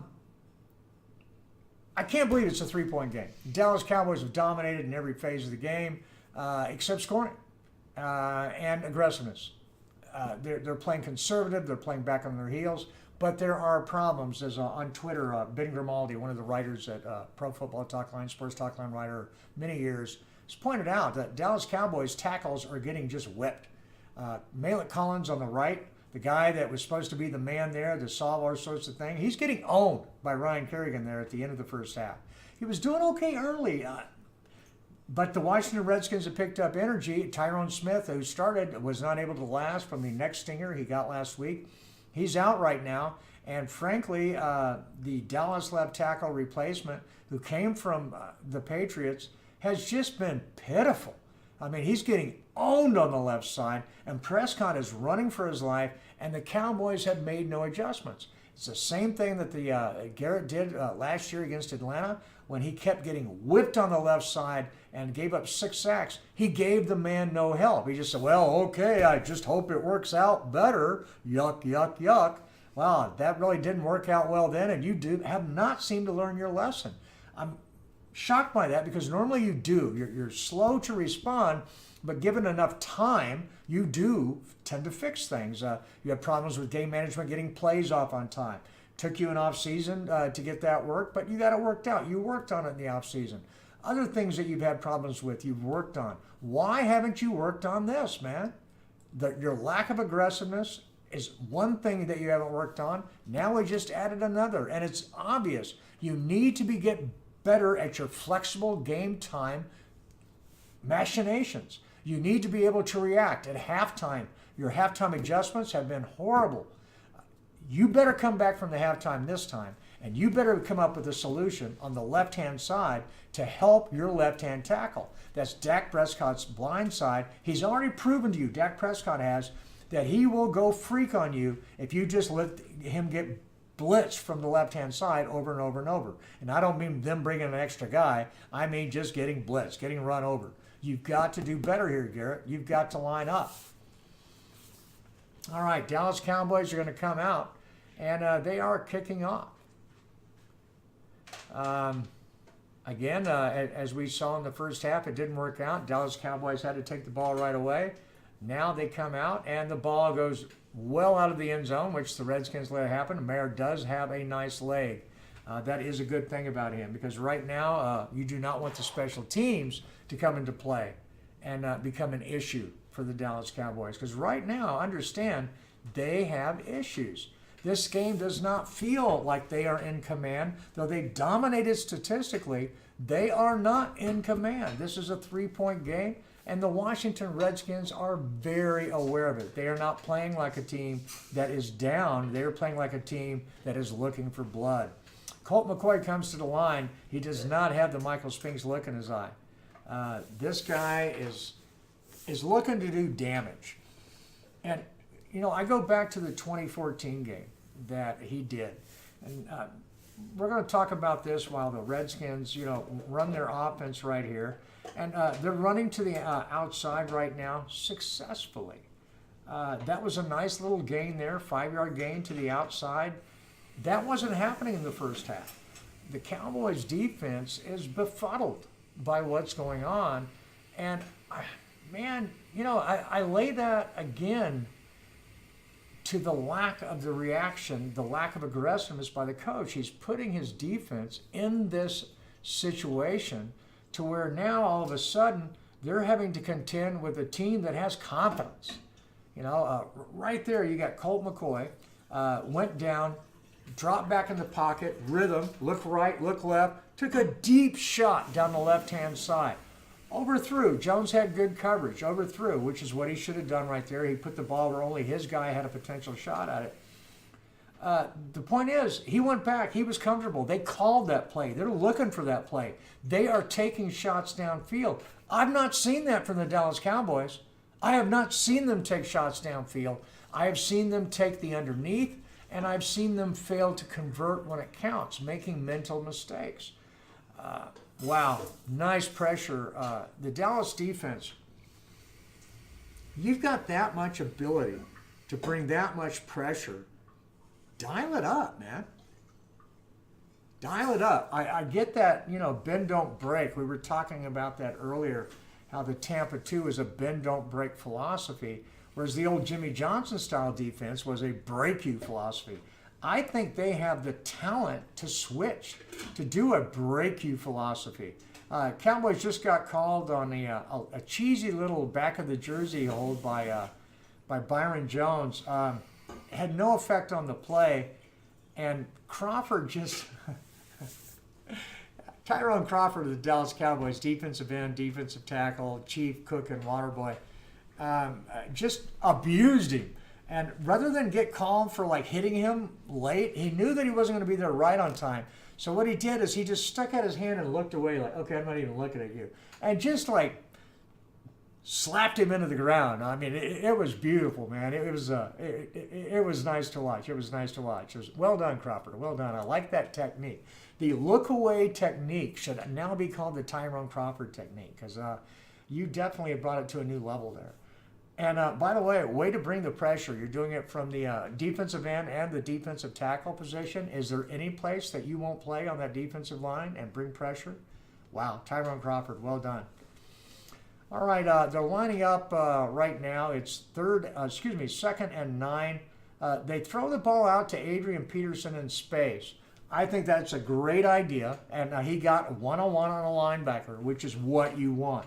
Unfortunately for them, that linebacker was LVE, Leighton Vander Esch. You get one-on-one him, that is not to your advantage. I really don't care who you are in the NFL. I can't think of a running back that I would say, okay, he's going to beat LVE one-on-one. No, and as I understand LVE as a rookie, the other Cowboys are saying he is the best tackler on the team. He ate up Adrian Peterson in space. I mean, ate him alive. That is something you want on your resume.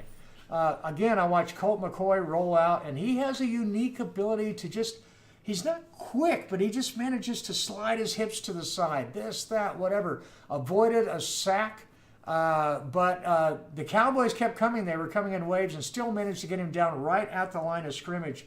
Malik Collins was just short as he was able to get outside, but Jaylon Smith came on, and I'm finding out something with Jaylon Smith. He gets one hand on you, that's enough. That man uses leverage and brings you down. Man, I tell you, Jaylon Smith, that is somebody that you want to see, you want on you. He came around him, got his right hand on him, then that fell off, got his left hand on him. He crunched that left hand on Colt McCoy and said, you know what, I'm going down to the ground and you coming with me, my man. And guess what? Colt McCoy said, hey, guess what? You're right. And he did. Instant sack. Jaylon Smith gets up. That man, I mean, he has an Adonis body. He is an athlete from head to foot, a very humble guy. He just never stops. He's got an engine that won't quit. I watched the way that he came back from injury. I've never seen a guy, and they said this over and over, never have a bad day. Normally when you're coming back from an injury, let alone a catastrophic injury, you have bad days where you're just like, you're just losing it, I want to be able to do this. I can't believe I can't do that. I'm never going to get better again. You have bad days. He never did. Never did. Just kept this positive attitude. The trainers were just wow. They go like, I don't have to like talk him into anything. He comes in and he's like, okay, tell me exactly what I have to do and how I have to do it. And he's just happy and smiling and like, wow, like we're getting better every day. And he's cheering the trainers up. I mean, he's an incredible guy. He has such a positive outlook on life. He brings that to the team, but he also has an incredible competitiveness. You watch him get up after this one-arm sack that he did, which was actually almost a crossover sack, right arm, left arm. And he gets up and he's jacked, and the team is like, yeah, they're jacked with him. He's a guy who makes guys around him better. And wow, that's a guy that you want on your team. That's definitely a guy that you want on your team. So well done by the Dallas Cowboys at that point. I'm going to take a look at my Twitter here. If you see me looking down, I see new tweets popping up. And yeah, it's people agreeing about the dink and dunk and getting sacked and going for the field goal. So Wesley White on Twitter is mentioning about this. Man, I got to agree with you, Wesley. I mean, thank you for listening. That's something that I don't get. I love the dink and dunk. I love taking what the defense gives you. I get that. But the Dallas Cowboys have the ability to go over the top. Why aren't they taking that advantage? I mean, I'm not seeing any shots down the field. None. Why? I just don't get it. Okay, it's time. Okay, you went conservative in the first half. Cowboys come out. This is it. Third quarter. They're taking the ball inside their 10-yard line again. So look for some conservative play right here, right? Hand off to the inside. That's what I expect. That's what you get. I mean, I'm not going to lambast him for this. I think he's afraid of Swearinger. Pardon? I think he's afraid of Swearinger. The safety. Okay. Yeah. So Swearinger and Clinton Dix both. Yeah. Right. Yeah, I think he's afraid of them. Yeah. He seems to be. I have to agree with you on this. That was our engineer. There definitely a lot of respect there. And I have to say, those are two solid safeties. They deserve respect. But the Cowboys, they spend a lot of money, man. They have things. Here you go again. Screen pass to the left, okay? They set it up fairly nicely, okay, as well as could be expected. But the Redskins are reading it all the way because they are not worried about the Cowboys going downfield. They have one guy deep holding the top on the defense, and the Cowboys are not taking it. Cowboys, you should have run this ball. Sure, you got a screen to Elliott. 1, 2, 3, 4. 4 guys on him, okay? Come on, man. Where is the aggressiveness? Okay, now you're in the shotgun on third down. And, you know, your playbook's going to be limited because they're going to come here. 5 guys, yep, got the blitz, but wow, the protection is excellent. Unlike the pass, okay? Prescott has a nice arm. He can make some good throws, but when he's not comfortable in the pocket, he does not make good throws. That was one of them, okay? And I question the decision, too. Like, maybe that was a decision made beforehand. If they went to Gallup on the left, he ran the hook inside. Wasn't massively open. I think if he would have held for a half a beat, he could have gone down the right side, and he had a guy that was open there coming across.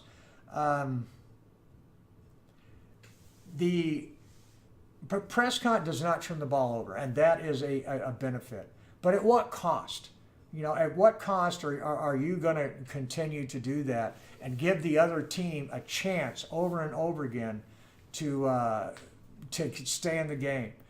Now, case in point, what we're talking about here, you know, you don't want the punters and the kickers getting in the game because you don't want to give the Redskins a chance to use special teams, you know, to light it up. Now, the Cowboys got a great tackle on special teams. Unfortunately, it was after they gave up about 25 yards on the return. The Redskins are in great field position. That was just a horrible exchange by the Cowboys. Bad play calling, bad execution. They took the ball and they put the ball right back where the Redskins gave it. They gave the Redskins more confidence. They now are putting their defense on the field for more minutes. Everything that you could do wrong, the Cowboys coaching staff has done wrong in this game. And that's just, man, that's whack. I mean, after 2 really good games by the coaching staff, superior games by the coaching staff, this has been a regression beyond belief. I still think the Cowboys can possibly win this game.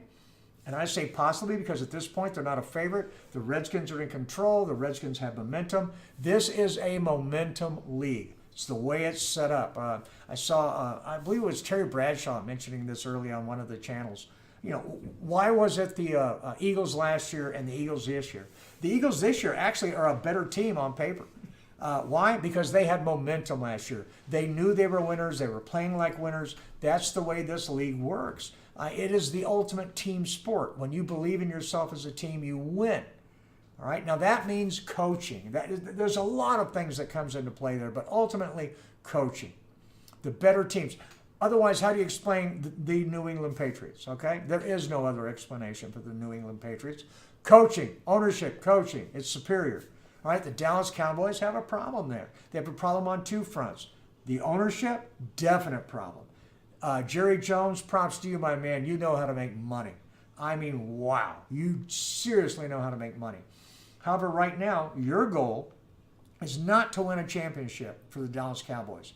Your goal is to take credit for winning a championship for the Dallas Cowboys. We even call it, other pundits as we talk, the Jerry Jones disease, about players and or owners that want to have credit. You know, Kylie Irving, he could have stuck with LeBron James and won how many championships? Now, credit to him, he didn't create a scene so much. He just said, look, trade me. This isn't going to work. I want to be the man.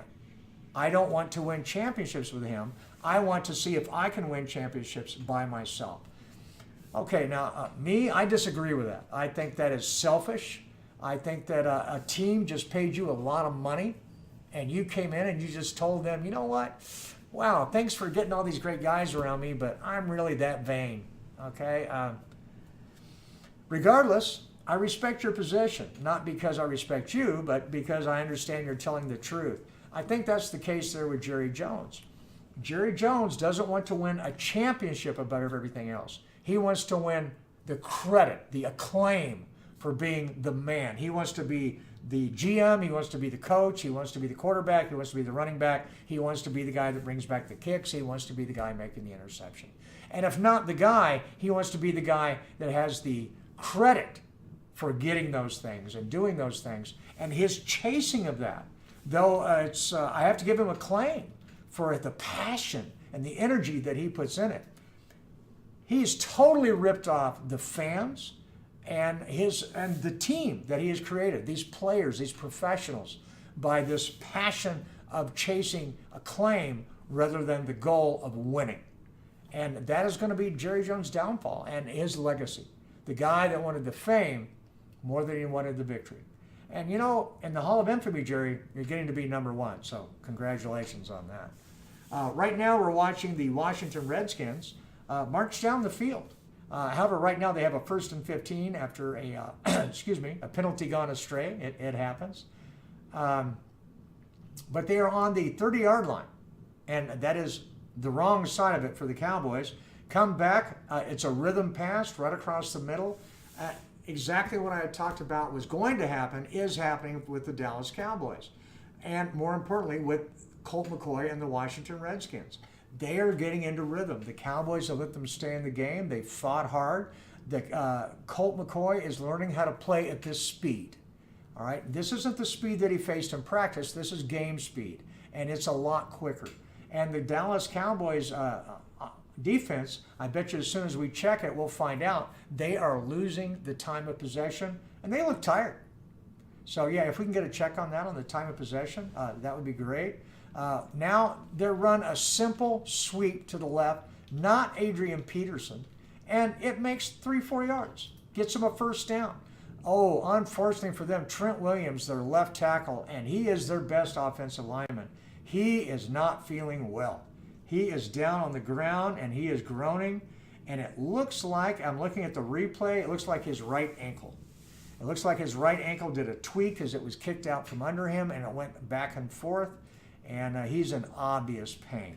He's not grabbing the ankle, he's just been over on his knees. You can't tell for sure, but watching the replay, that is the one aspect that I saw. I definitely got the back and forth.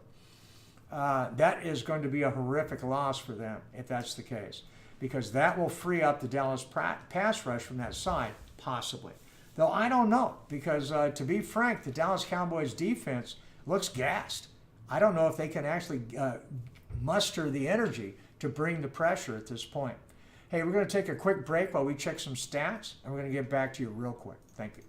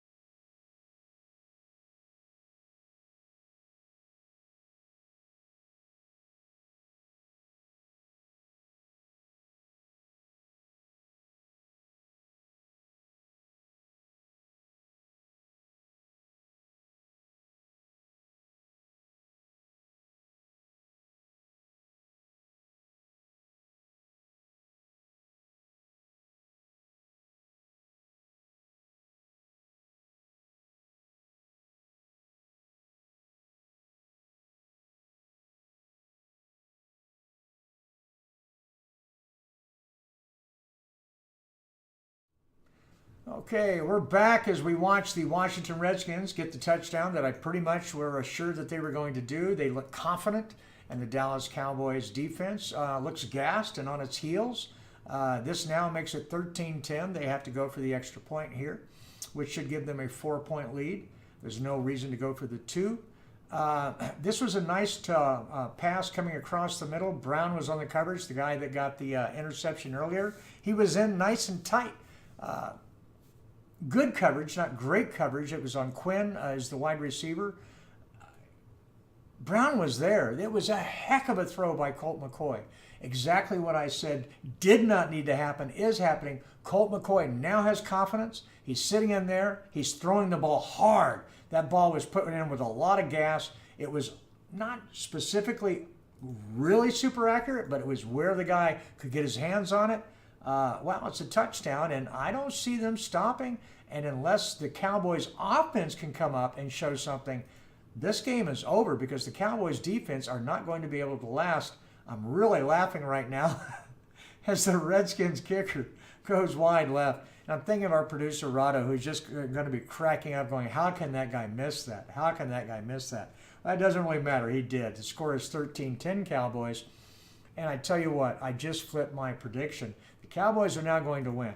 When you miss an extra point in a close game, in my experience, 9 times out of 8, that is going to come back to bite you. So right now, the Redskins have set them up for failure. A missed extra point has a funny effect on both sides. It really does. It gets in the back of their heads. I'm actually looking for the Cowboys to come back now and have some energy. This is tradition. Missing an extra point. Wow, that's the type thing you do, you know, the lucky rabbit's foot, the superstition all the way. The announcers may or may not talk about it. It doesn't really matter. The players are fully aware of it. This is why kickers sit on the end of the bench. This is why guys don't talk to them if they're doing good. You don't talk to them if they're doing bad. You do not want to be the guy ever that talks to the kicker right before he misses something and it goes badly. And that's because kickers are kickers, okay? And it's totally 90% mental, 10% physical for them. They have to be able to get out there in front of that many people with ice water in their veins and just do what they do every day, but out there on that stage, and that's what makes it different. That's what makes it special. And there is 900 things that can happen on that play, and only one of them is a good outcome for them. So everything has to go right for them to get that outcome that they want. So yeah, when it goes bad, it gets in their head. It not only gets in their head, it gets in the team's head. Going to really see how this plays out. This could be the play of the game, actually, right here. Going to be back in a moment. Take a quick break. Have that music yet? I know that would be better for them.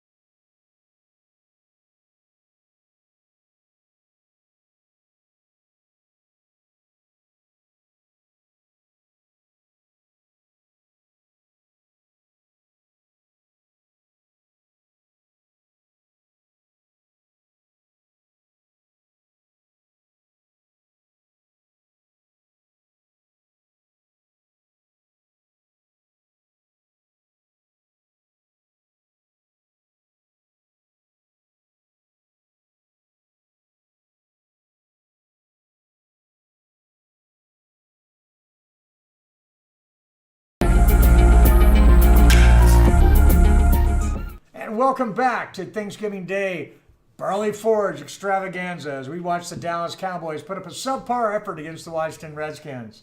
They got a break there as the Washington Redskins missed the extra point. They come back with the ball in good field position, do a nice play action rollout. This is the type of play that I was expecting to see from them. Wow, maybe they made some halftime adjustments here that really means something. We're going to find out here. That type of play is it's creative, it's aggressive. It puts him on the move, rolling out, so that they can get away from the problems that the offensive line is having. That's what I was talking about, helping the offensive line. Garrett has to help them right now. They are getting beat. They have injury problems along the offensive line. Unless they help it with scheme, they are going to lose. Okay, they go back in the shotgun, they come out. I like what they did here, and that it was a really quick pass, okay? Horrible throw by Prescott. Had Beasley wide open in the flats to the right, and Prescott just throws it in the dirt. I have no idea why he did that. He had a little pressure coming in on him. Yes, it was from the left-hand side where they again left him one-on-one out there. I don't think that guy can handle it.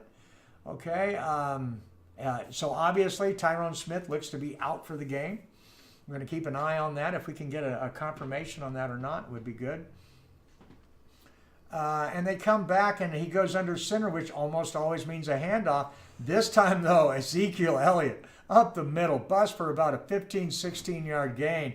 Just up the middle, bounced it out to the right a couple steps, somehow got around because the Redskins totally jacked the middle up. Like I said, the middle has been tough sledding, but he bounced it outside and then cut it straight north.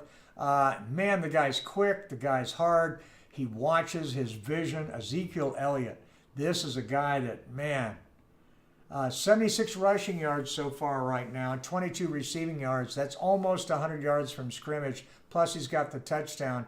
He's been the Cowboys' offense. That's all there is to it. All right, Prescott's going to go back. Makes the quick throw to the inside. Gallup gets defended or he drops it. I don't like the decision to throw it there. He had a coming in close. He didn't have to throw it right then, man. Yeah, it was his first read. Prescott looks, quite frankly, a little rattled. Like he's so concerned about turning the ball over that I got to get rid of it. I got to get it out of my hands. The better quarterbacks want the ball in their hands when the going gets rough. Prescott seems to be in a hurry to get rid of it. All right, he's under center again, which almost always means a handoff. This time it's a pitch out to Ezekiel Elliott. Nice, banged inside for about 7 yards, maybe 8. I really like what they did there with the power where they ran to the right. The power side has been to the left, but without Jaylon Smith there, that is not the power side. So, bam, go to the right with what is now their power side. Take what you can get from it. Makes a 3rd and 2. That's a whole lot better. The Cowboys might need to go, actually, old Packers style here. Student body left, student body right. And just take what they can get. Run the ball down the field and do what they can. Because I tell you what, even when Prescott is getting time, he's showing happy feet. Okay, right then, Prescott got all the time in the world. Went to Amari Cooper on a short little end. And the Washington Redskins overreacted so badly. Cooper bounced off everybody. He is a big man. He did this a couple weeks ago for a first down. The guy tried to block him instead of tackling, and he bounced off of him and went for the first down. This time he bounced off of him and went for a touchdown to the inside. The guy's got jets. When he wants to turn it on, he's a big guy. But, hey, he can take care of business. And horrible angles by the Washington Redskins defense. The Cowboys get the touchdown. They're now up by 3. They go in for the extra point. Let's see what happens. Wow, did he make it or miss it? Okay, he made it, but barely, man. I mean, he almost went to the outside on that. Wow. Again, I go back to the missed extra point by the Washington Redskins. It has changed the tenor of the game.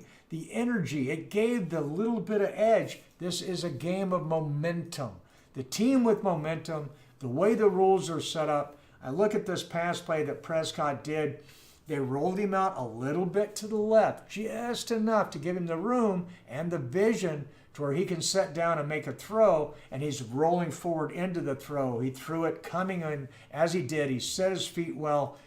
Ergo, it was accurate. Really nice job by the Dallas Cowboys.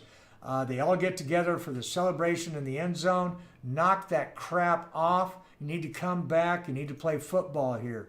Your defense got a nice rest there, a really nice rest. Now let's see what happens as they come back. Did we ever get a readout on the time of possession so far at that point on the Dallas Cowboys defense? No. Okay, so we'll have to get back to that. All right, the Dallas Cowboys do line up. And Mueller, who has the nice leg, and I hope he does what he just did, just kick the ball towards the back of the end zone. And the Redskins could have actually taken that ball. It came down about, would have been a yard short of going out of bounds.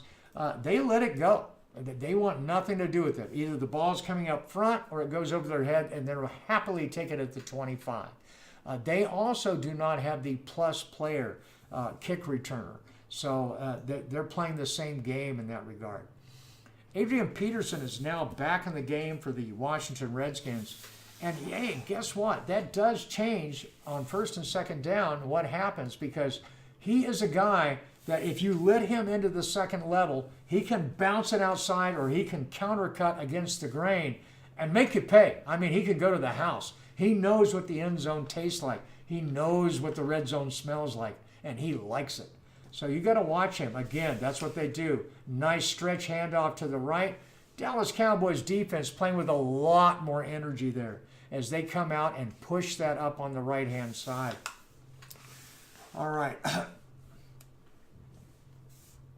Getting some information here from the inside. 22 minutes Dallas, 16 minutes Redskins. All right, that is the time of possession right now, I believe. And, okay, or did I get that backwards? Okay. No, okay, I got it right. And that is good. Earlier, that means it was a little bit different because Dallas had just gone on about a 6-minute drive, so that makes sense on what it is. Now, as the Redskins go back, I still see the Redskin QB Colt McCoy being in nice rhythm, really nice rhythm. He comes back, his feet are set, he's looking, he's going left, he's going right. He is a confident QB right now. He throws for the first down. Another stat I want to throw up, again, as we look down, what the Dallas Cowboys are doing so well right now. The Redskins, 2.8 yards average rush. Dallas Cowboys, 5.8. Look at that. No wonder the Dallas Cowboys are running the ball. They are shutting down the run. That is the first job of any defense in the NFL since day one. Stop the run. The other thing is stop the throws to the tight end up the seam, which the Dallas Cowboys seem unable to do. He goes back, McCoy. Nice pressure, but he stays in rhythm on his feet, keeps rocking, looks up the seam. Vander Esch just unable to get his hands on the ball. I mean, I love what he does. He makes it so hard to make the throw, but it is an excellent throw by Colt McCoy. If they had not let Colt McCoy get the confidence, in the first half, Colt McCoy could not have made that throw. All right? Second half, he can because of the confidence. All right? That's just the way that works. They are letting him stay in the game. And that brings up Adrian Peterson to the outside, and he manages to pick his way through the Cowboys' pursuit for about 8, possibly 9 yards.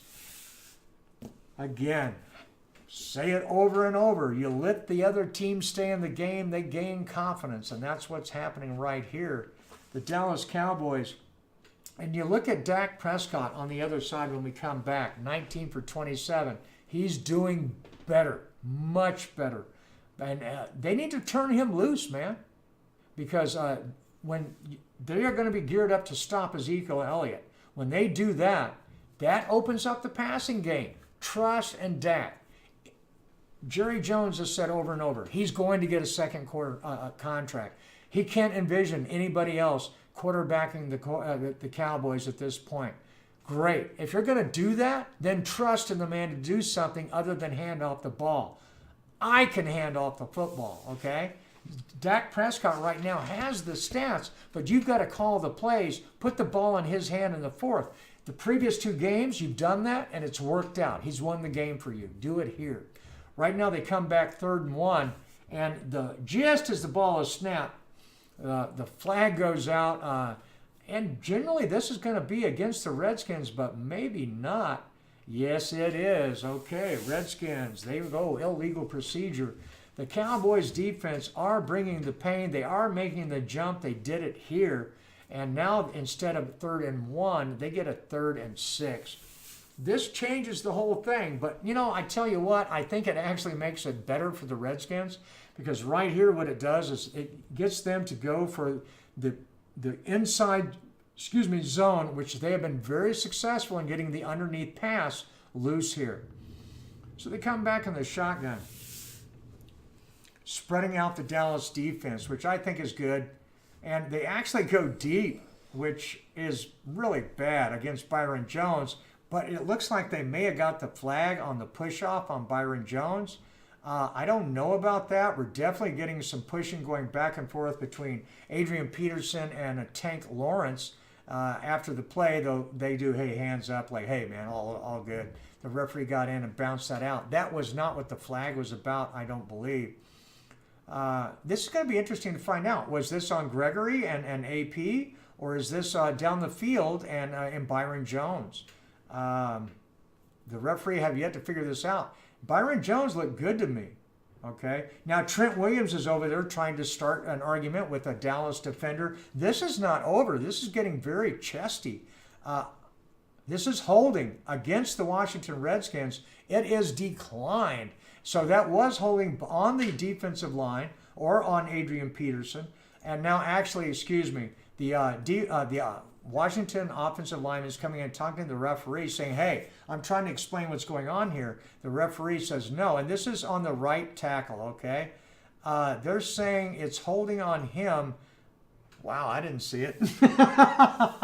I did not see it. I'm sorry. You know, there has been so much holding on the Dallas Cowboys that has not been called. And now you have here on the right tackle, and they called a hold on him, and it looked like basically he just shoved the guy down into the ground. Yeah, Twitter agrees. Man, I mean, wow, Dallas Cowboys, you got away with one there. You got a lucky break. I mean, people say the Dallas Cowboys don't call a lucky break. When I say people, I mean me. I've been saying that for quite a while. And that is about as lucky a break as you can get, because I looked at that, and if that's holding, wow, okay, I got some swampland I want to sell you in Florida. It's a good deal, trust me. Yeah, that's bad. And as we just heard, Twitter agrees with me. Well, I must be right if Twitter agrees with me. Okay, that's good to know. Dallas Cowboys get the ball again in horrible field position. This is props to the Washington Redskins. They have created this. Their special teams has been doing an excellent job on the punts, pinning the Dallas Cowboys back. They did it again here. Again, Dallas Cowboys come out. They give the ball to Elliott up the middle. I can't believe Elliott was averaging over 5 yards a carry when he has to continually take plays like this where he's only going to get a yard or two. I mean, that really hurts the old average there. And he's still averaging over 5 yards per carry. Hey, keep giving it to him. But, you know, here what you're going to have to do, that will happen. He will break one for you. But here, Prescott's going to have to get him out of this hole. He's going to have to get him past the 20. He takes the ball in the shotgun here, makes the throw. Wow, Prescott. Excellent throw up the middle to Amari Cooper, who is in between three guys. Woo! Three guys. He catches the ball, cuts it back to the outside, turns on the Jets. I mean, my goodness, manages to outrun everybody to the side, sticks the ball over the pylon just as he crosses and gets pushed out. Plus play by Prescott, plus play by Amari Cooper. I was saying earlier that Amari Cooper has a long way to go to be compared to Michael Irvin. Hey, guess what? You just made a huge step in that direction. Wow, what a play. They're showing the replay. They're showing his feet. He did not go out of bounds. This is a touchdown. This is a huge play. Jerry Jones, you want credit for making a big play, a big trade to get the Cowboys a plus guy when it counted and have it make the difference in winning a game? Jerry Jones, you just got that credit from me. Well done. Amari Cooper, whoa, man, this is fun to watch.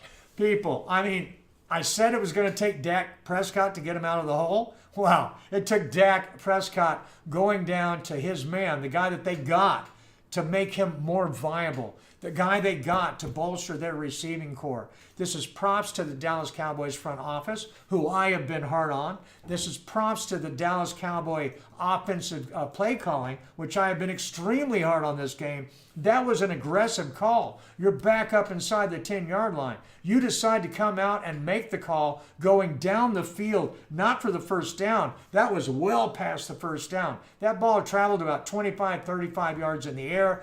Amari Cooper took it back, used his athleticism and his skill set, caught the ball, his vision to turn back and cut against the grain, speed up the field to the left-hand side, awareness of the guys around him to stick the ball over the pylons.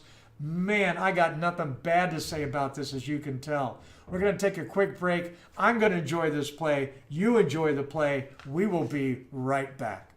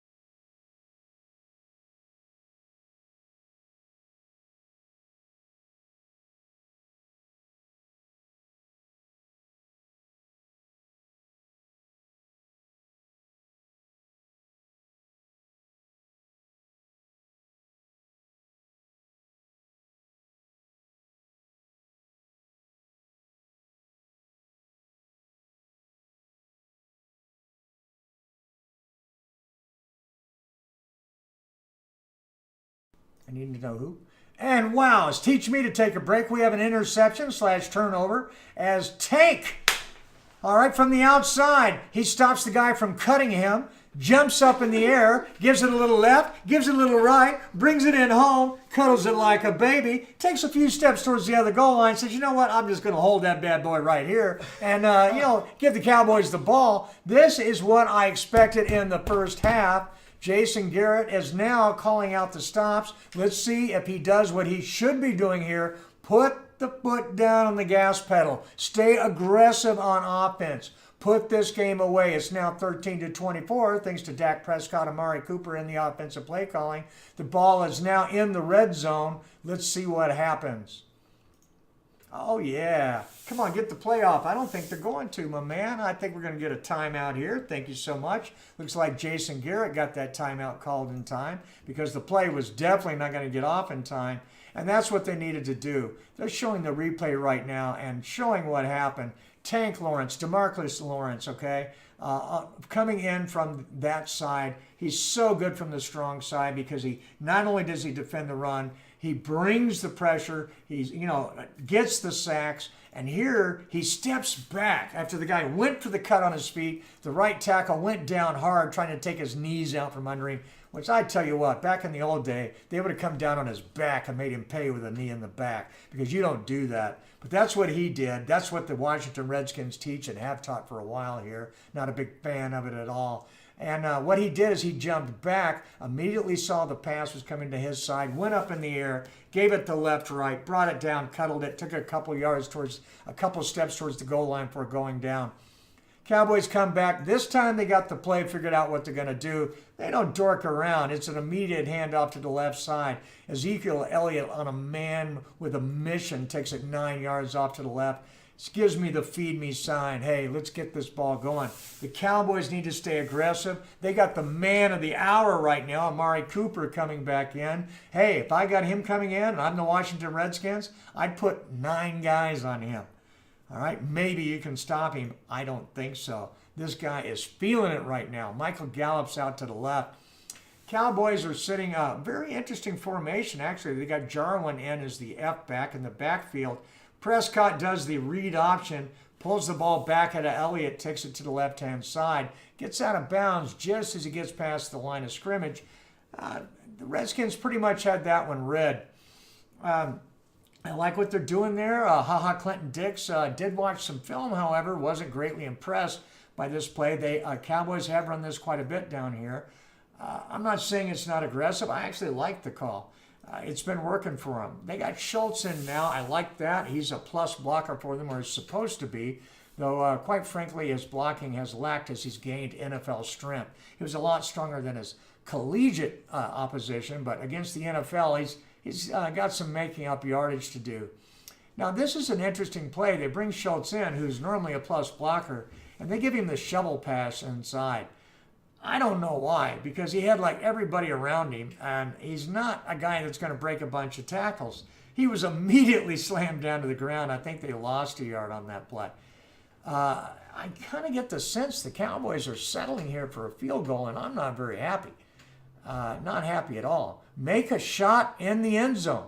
What they're doing here are these safe underneath plays where they can like possibly break it. Come on, man. You got Dak Prescott back there. You're going to give him the second contract. Supposedly he's got the arm. Trust him. You got the wide receiver. Put him in the end zone. Take a shot at the end zone. Right now you're taking underneath plays. That's the drop back to the conservative. Now, 13-24, you're up by 2 scores. I get that. There's still a whole entire quarter to play. Do not let the Washington Redskins back in here by playing conservative. Do better. All right. They're coming back here after the timeout, and so are we. We're going to take a quick, about 15, 20-second break. Don't go far.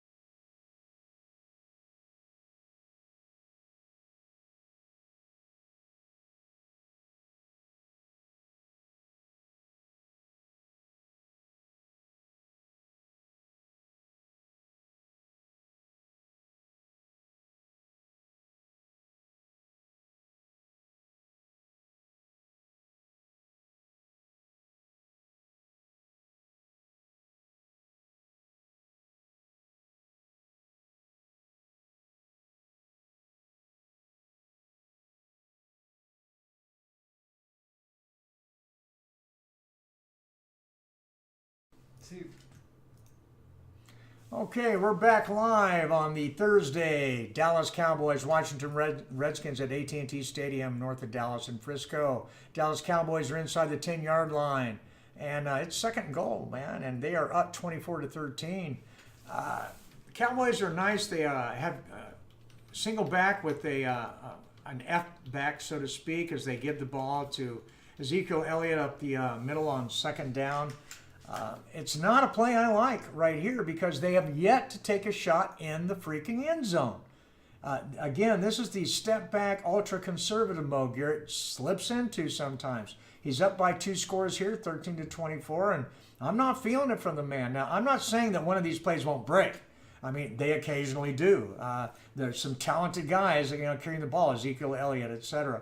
But, I mean, man, put a receiver in the end zone with Dak Prescott and see if you can get the ball to him. This is what we need to find out right here. Prescott goes back, rolled out, avoided one sack, avoided another, and he's going to run the ball in for a touchdown. Put the ball in Dak Prescott's hands right here. Let him take a shot in the end zone. I called it. Yeah, and it was right. You've got to trust this guy. Is he going to be your quarterback? I know that in the red zone, this guy gets hungry. I really wish he could have made a throw right there. He didn't. Zeke Elliott made a play a year ago in the Thanksgiving where he made a touchdown and jumped in the Salvation Army pod, and it got a lot of Twitter reek. Here, he picked up Dak Prescott and threw him in the pod. So I guess that's just as good. But Prescott just did an excellent job here. He kept his eyes and vision downfield, kept the ball up. He could have tossed it. There was no obvious throw there. He did the right move, kept looking, and he's got the legs, man. Again, I love that. Drop back, give your team a chance to score. Look to put the ball in the end zone. They did. You see what happened? Wow. Stay aggressive. We have a flag here right now coming out. This could be a challenge flag.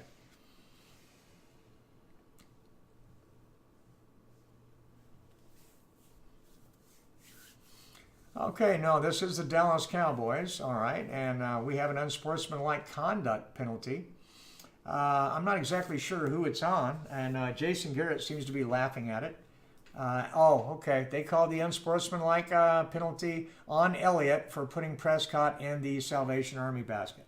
Now, last season, strangely enough, he got away with that because it is using a prop for a celebration, and there's a direct call on that, and everybody was like, hey, how come you didn't call him on that? Well, they called him this season, so now everybody can calm down. Dallas Cowboys are now going to attempt the extra point from much deeper. It goes straight through.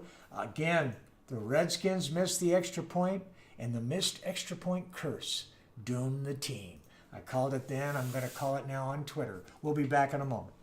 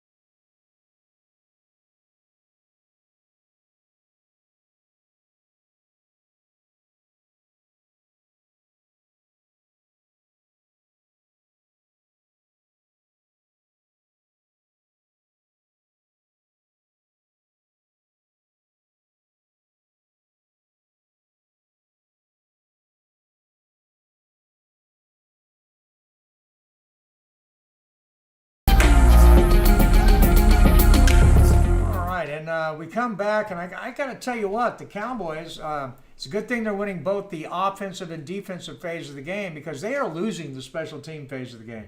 They gave up another nice return here, and that's something that needs to be fixed. The Washington Redskins are not known as a plus return team, and the Dallas Cowboys are giving up huge returns. The Washington Redskins again take the ball over in excellent field position, which says a lot about the strength of the Dallas Cowboys' talent because they've taken the ball over in horrible field position and are now up 31-13. Okay, my mother has now come out of the bedroom to watch the game, which is what she always did back in the day. Her and my dad are now in a different location than down here, but they're enjoying the game nonetheless. I feel certain. And they probably preferred the old Irving Stadium that had the hole in the roof, for the obvious reason, right? Okay, we're watching the replay here as Washington gets a nice down and out for a nice game, probable first down. Again, Colt McCoy looks good in these situations. He put the ball in a nice window there. Man, the accuracy, I really wasn't expecting this level of accuracy from Colt McCoy. I have to give him total credit. I do not remember him being this accurate. Again, he's a guy I know has worked on his craft, so he obviously has gotten better. And he likes playing in Texas. Yeah, that's another thing. He likes playing in Texas. There's a home crowd for him. Yeah, that's true. Yeah. And I wonder how many tickets that he actually had to get for this game. He probably, has a crew, a section over here. The guy probably is not going to make money this year because he started this game, okay? Well, I got to buy how many tickets for my family? Okay, I really want to get some inside information on that. If anybody on Twitter out there can get some info, please hit us back on that. We got a guy watching. Hopefully he'll see it, okay? So right now, the Washington Redskins are in the red zone, and they are moving. Do a delayed handoff to the inside. These were some of the plays that I was expecting after the half that the Redskins would call to take advantage of the Cowboys' aggressiveness. It was somewhat effective here. LVE, the rookie linebacker, recovered and caught him down the field, but there we go. He recovered and caught him downfield. The play worked. It's a play designed to take advantage of teams that have heavy pursuit, and it worked. Back in the shotgun, he's going down, and they're just taking that underneath, quick heck. Again, Vander Esch, but man, he makes the tackle. Once he gets his hands on you, you do go down. But this moved the ball closer. Okay, now they're first and goal. They only needed 1 yard for the first down. They got 2 or 3 there. Now it's first and goal from the 1 yard, 1 inch line. I'm pretty sure that they should be able to put it in here unless we get a turnover. Oh, Jaylon Smith closing. The ball is flipped up in the end zone. All right, it's deflected. Jaylon Smith gets his hand on it. Owuzie almost brings it down, just as I'm saying almost a turnover. Wow, everything but a turnover. Let's count the ways this went bad. First, Vander Esch gets both hands on it. The ball goes straight up in the air. Comes down, and it's Owuzie. Jaylon Smith was coming over, but he was not able to get there. Owuzie gets both hands on it, but rolling backwards towards the end zone was not able to bring it together. Second and goal. I suspect maybe a more conservative bent here as they might hand it off. Exactly what they do, right at the middle. And I believe it is a touchdown. Yes, it is. I pretty much expected that, saw it coming. I'm surprised the Cowboys did not see it coming. They gave it to Bibbs up the middle. What they did, of course, was they spread the defense out, saying, hey, we're going wide here. And they did go wide. And Bibbs was just able to get it in. I mean, it was close, but hey, he did. He had a yard to go, and I'm being generous with the yard. And he got it done. They're going to kick the extra point here now. When we're done, it should be Washington 20, Cowboys 31 with 11:43 to remain. This game here now, this is what is very interesting.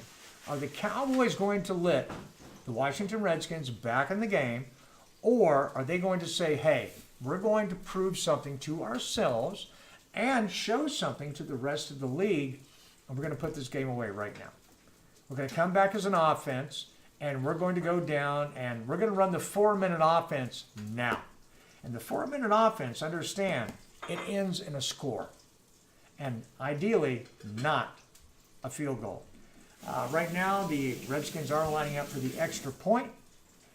Oh, man, he barely makes it. Man, I was giving Mara, the Dallas Cowboys kicker, all sorts of grief before the game and during the game as being the guy that can't be trusted. And I tell you right now, the guy that can't be trusted insofar as kickers on the field, he's wearing the Redskins maroon. And he is a maroon, if you will.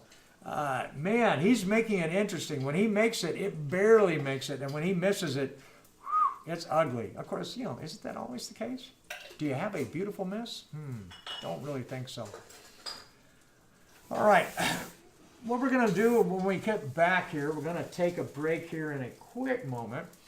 But we're going to come back and we're going to talk about what the Dallas Cowboys offense needs to do in order to make this a game that is over. And How are they going to do that? Actually, we'll tell you now what they need to do. They need to go and have a time-killing drive. On the other hand, one play, 70 yards and a touchdown, that works, and that's exciting, and there's nothing wrong with it. Don't get me wrong with that. But right now, what the Cowboys were doing early with the conservative bent of saying, we're going to take the underneath stuff, that's what needs to happen now. It's called the 4-minute offense. You're supposed to take it down. You're supposed to slow it down. You're supposed to make the big drive. This is what needs to happen right now. We're going to take a quick break. We're going to come back. We're going to see if the Cowboys can do it, and we're going to talk about how they can do it. Don't go far. We're going to be back quickly.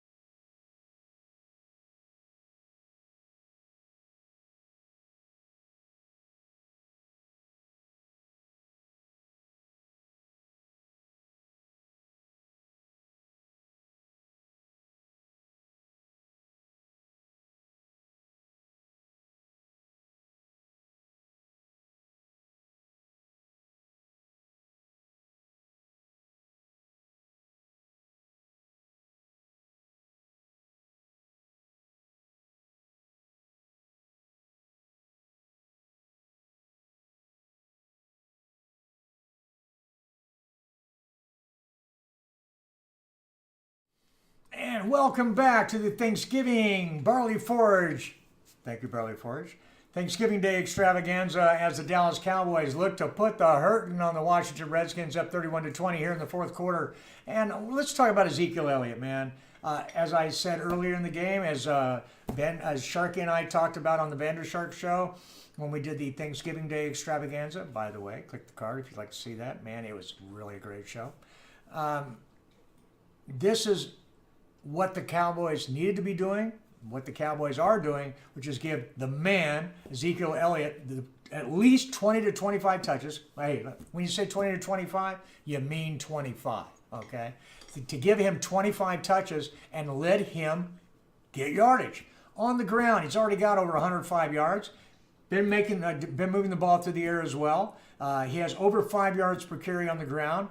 This is what the Cowboys need to win the game. This is what the Cowboys are getting to win the game. There is over 9 minutes to go here in the fourth quarter. It's now third down with the Cowboys. They just gave the ball to Ezekiel Elliott again. He only got a couple yards going to the left, which is not surprising with Fleming over there. He's calling for a breather as he goes off the field. It's going to be third down and 6. And this basically puts the ball in Prescott's hands. All right? And the other team should realize this by now.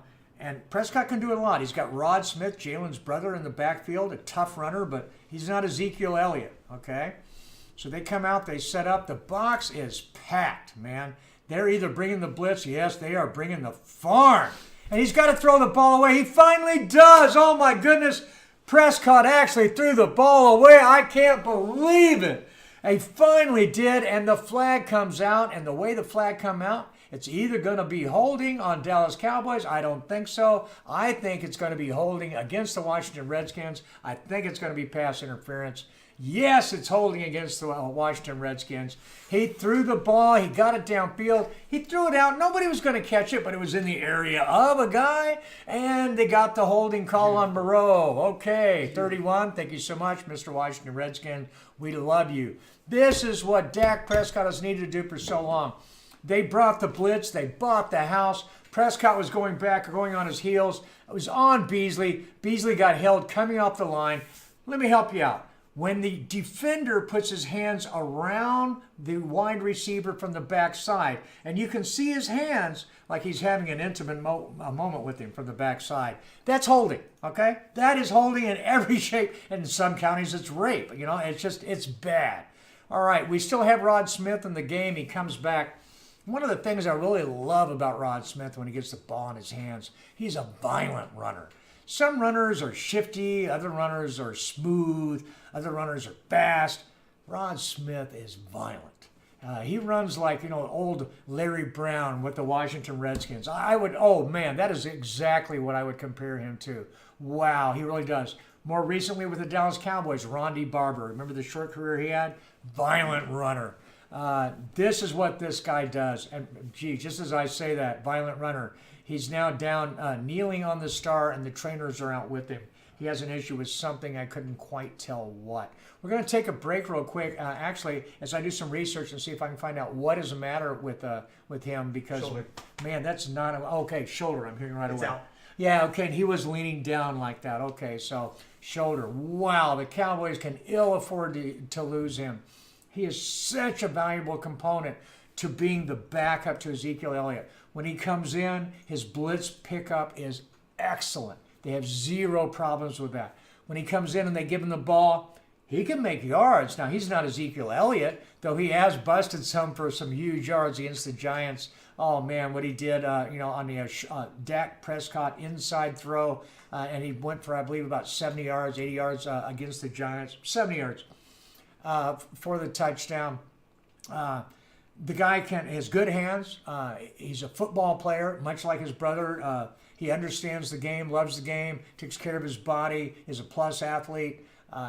To lose him for any amount of time would be a huge blow. And when you have a running back down like that on the ground and he's holding his arm like that, I've only seen one guy come back from that, and that was Emmitt Smith against the Giants. One game short of the playoffs, where it's a game they had to win to get the bye. He dislocated his shoulder in the first half, at the end of the first half, on a play. It was about a 30, 40-yard run. He went down awkwardly on the shoulder, came back, played with one arm. I mean, he just kept the other arm in like this, had his own teammates help him up off the ground from every time. He ran the ball. They fed him the ball. He caught the ball. He would catch it with one hand. He willed them to victory in that. That's the only guy that I can really remember seeing coming back from an arm hanging like this. That's how he got up off the turf. He couldn't move the arm. They put it back in position. He came back and he played. It was a warrior. It helped cement his legacy, his toughness. That was Emmitt Smith. That's what he did. They got the bye. They came back. He played against, I believe it was San Francisco. They won that game, went on into the Super Bowl, and he was healthy enough then, and I believe won the MVP that year. Wow, Emmitt Smith, what a player, what a toughness. We're looking at Rod Smith. He had the same hang on his arm. I haven't heard back officially yet, but I do not expect him back with the arm hanging like that. Right now, Ezekiel Elliott in. Sort of question. Yeah, we got a question from U412, I believe. Is the Cowboys D-line having problems on the left side? Yeah. Yes, they are. They're actually rolling the ball on them, and that's physically. They have the size over there to do that. They have been able to move the ball on the left side somewhat. That's Randy Gregory. He's not, he's a pass rusher on that, and they've decided when Randy Gregory's in there that they're going to run versus pass because he's really bringing that. Also, Crawford gets over there sometimes. They rotate, but yeah, they are having some problems on the left side. They do have some strength over there, especially with Trent Williams in the game occasionally. I hope you see the Sports Talk Line cat tail up in the air there. We love her in the studio. Yeah, they are, but problems, not critical problems on the left side. It's something that they're still stopping the run. They're giving up some yards over there, but it's okay. It's okay. Now as they come back right now, the Cowboys, wow, the game's still going as they need it to go. All right, you look at Jaylon Smith there on the sideline. It's nice to see him relaxed. He had his arms like this. He was watching the game intently. In other words, his face wasn't furrowed in pain. He didn't have trainers around him. He's doing okay. That's good. But that neck stinger is a real thing. They're going to have to pay attention to that. Second down, the Cowboys are continuing to run the ball. They're continuing to move the ball. This is what they need to do. This is the 4-minute offense. They call it the 4-minute offense. Ideally, you want it to be the 8-minute offense. All right, this is what it's designed to do. It's designed to eat up the clock and move the ball. You're not taking big strikes down the field. You're not running double moves on anything. You don't have in your read for the quarterback dropping back for a pass to go 40 yards down the field. You're looking underneath. You do want to score, don't get me wrong, but what's more important right now is doing two things, taking time off the clock and moving the ball. You got to do both. You got to move the ball so you can take more time off the clock. And then, of course, you got to take time off the clock so the other team can't have the ball. This is what is in the winning formula for the Dallas Cowboys. When they win, ultimately, almost always, they have time of possession solid in hand. And right now, this game, I believe that's so again. If we get a chance on checking those stats again, I believe you will find the Dallas Cowboys time of possession comfortably in advance of the Washington Redskins. How do I know this? Because I watched the Dallas Cowboys defense, and they got plenty of energy.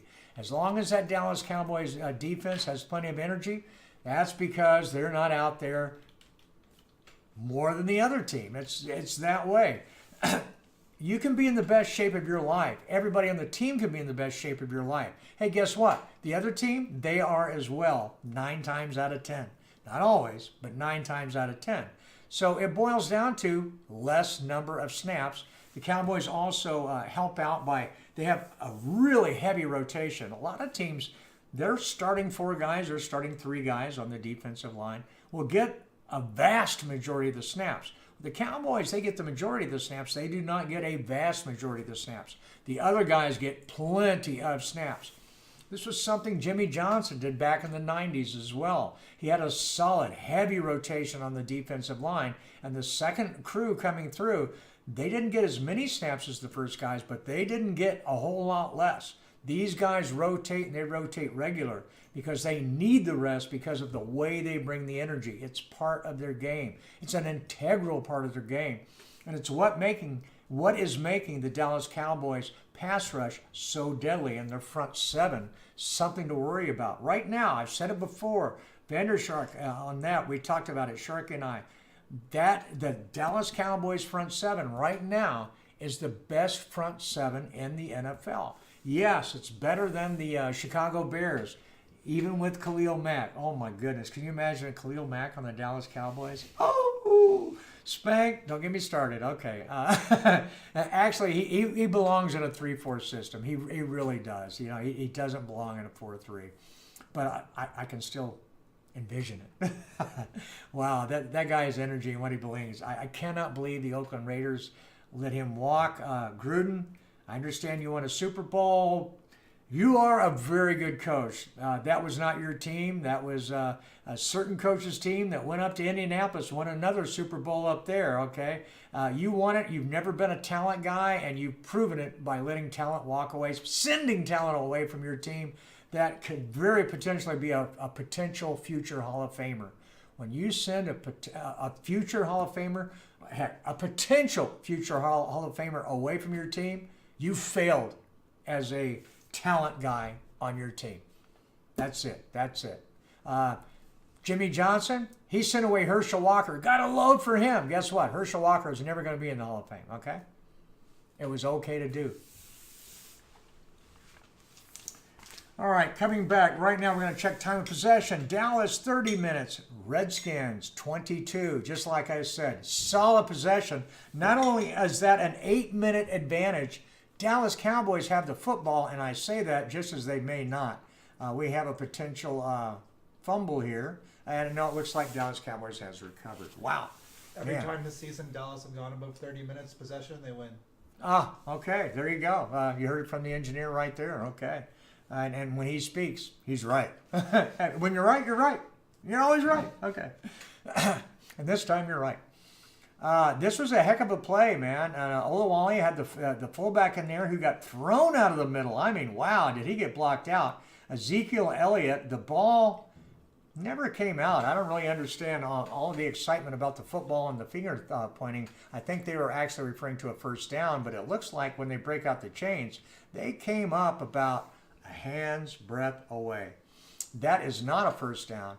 And come on, Garrett. You've been going for it on fourth down now for a while. You're on the right side of the 40. I understand you're way ahead. What are you going to do?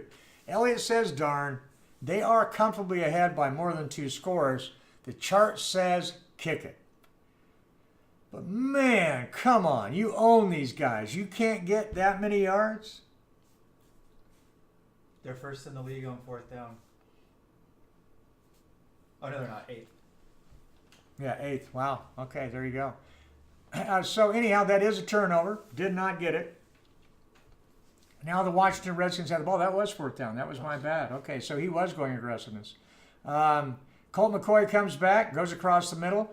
And, the Cowboys are going to give him this right now, all right? It's to Josh Doctson underneath, just short of a first down. They're going to give him that all day long when you're down, by 11 points with 5 minutes on the clock. Understand, the Dallas Cowboys did run the 4-minute offense fairly well. However, they did not come away with a score. That is a problem. But, man, I cannot fault Jason Garrett. I said stay aggressive. He did. He went for it on fourth down. Came up short. But, man, he went for it.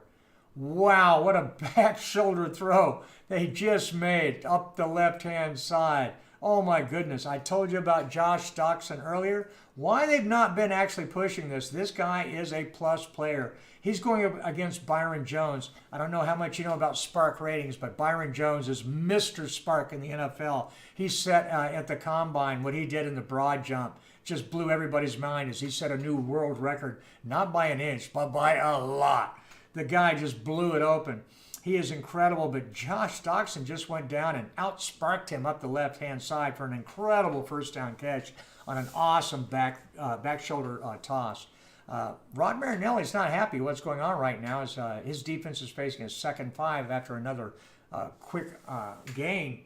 He wants his defense to shut him down here, man. I mean, okay, you've been bending, but you've also been breaking. You're now in danger of letting them inside the red zone again with a 2nd 5 from about the 35-yard line. Yeah, the pressure doesn't look great. Colt goes down, and I think we got an interception here. Yeah. Okay, Colt, I got to give Sharkey credit again. Sharkey said that you do love the team and the other jerseys, and wow, there was 3 Cowboys there, and you had your choice of which one to throw it to, so you threw it to all 3 of them. There was a Redskin that was past them, but that ball didn't get anywhere near him, okay? First of all, he was covered. He was held. He was just abused. He had 3 guys around him and a Cowboy on top of him. I have no idea why you threw that ball, Colt, unless you had a deal with him beforehand that you were going to go there no matter what. Otherwise, his sister wasn't going to give you any after the game. That's the only thing I got for you right there, okay? That was a horrible decision. Great turnover by the Dallas Cowboys, a tip drill. Popped it up, then the other guy came out on it. They did not fight each other for the ball. That's something in tip drills you actually have to learn. You have to give the guy that has a chance for a chance. You can't just blindly go for the ball. So the Cowboys get the turnover, but hey, again, they have crappy field position. The ball is at the 15-yard line. The Cowboys cannot buy good field position to start from. All right, they're going to show the replay again here. Awuzie is in coverage, and Chibodi has been doing great. He got the awesome hold there on the guy twice. Did it in such a methodology that only the replay camera could get it. He goes to the sideline right now. Chris Richard, his coach, and also the passing coordinator, give him some solid props, a head bump, even though he didn't have a helmet, shades of Jeff Bates. Excuse me, not Jeff Bates, just Bates. You just got to give him credit. Yeah. Is holding cheating? You know what they say in the NFL, if you ain't cheating, you ain't trying. That's the Belichick quote, I do believe. It was an awesome job. That's the coverage the way you're supposed to do it, and he got away with it, so it wasn't on holding. Cowboys come out tight. They're slot right with a motion right to left. They're going to just run the football here. I know it. Everybody else knows it. Ezekiel Elliott does everything he can to cut back, go left, right. He does get time off the clock. What he does not get is yards. I believe he may have lost a yard on that. They're showing the replay again. That ball, it looked like it slipped out of his hand. It was a dying duck as it came out. He wanted it to go taller. I think he changed his mind as he threw the ball. It's what it looked like. It was like, no, crap. That's exactly what happened. That dude said, oh, shit, right when he threw the ball. And they're like, oh, unless you're a Cowboys fan, you're going, oh, great. Okay, yeah, that's pretty much the way that went down. Yeah, Adrian Peterson is over there trying to give him some good heads up. You know, like, hey, man, keep your head in your game. We know that you're a dumbass, but, you know, hey, we still believe in you. By the way, that lip reading was courtesy of, yeah. All right. Yeah, the coach pretty much agreed with the lip reading. He's not very happy right now. Adrian Peterson is talking to Colt McCoy. Hey, Colt, you just cost us the game. Way to go there, man. And Colt's like going, yeah, I know that. Okay. Hey, this isn't 2014, Colt. Right now, over on the sideline, LVE and Jaylon Smith are getting an earful from Chris Richards as he's over there, and he's just passionate. He's not dressing them down. He's saying, hey, pay attention to what I'm saying right here. And they're like, yeah, I got it. So, and because they have been coming up short, I mean, they need more. Yeah, they got the turnover, but they want more. I love the way that they're not going, hey, we got this game won. It's right now, 3rd and 10, 4:07 on the clock. Troy Aikman and Buck, his buddy Buck, are doing the announcing. And, boy, I've never seen two guys more in need of a relaxed spine in my life. Apparently Troy's not having a good day. Troy is not having a good day. I mean, seriously, man. I mean, you know, what can I say? More brand. Okay. Moving on from that and getting back to what's on the field. This is what I expected in the first half. The Cowboys dodged a bullet here.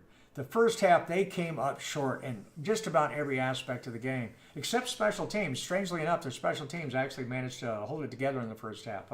Props on that. But in the second half, they've been aggressive. They've done everything that I expected. The defense has not played quite as well in the second half, but they've got the turnovers. And now here you go from inside the end zone, inside the shadow of their own goalpost. You got Dak Prescott going deep up the right-hand side. I love the play call. What a horrible pass. He had Michael Gallup going wide open, had his guy beat by 2 steps. He underthrew the ball by 3. Gallup came back, did get both hands on the ball, but had to body catch it. He was coming back so hard and wasn't able to pull it in. Come on, Prescott. You had him open, man. That was a touchdown all the way. You got to make that throw, dude. All right, so this means that the Cowboys are kicking with the punter in the end zone. You never like that because as a minimum, you're going to give the other team good field position. The ball makes a bad bounce for the Cowboys, comes back to the 45-yard line. We're going to take a break here in just a moment and come back and watch the Washington Redskins and Colt McCoy as they try to salvage this game. Guys, they're not down by much.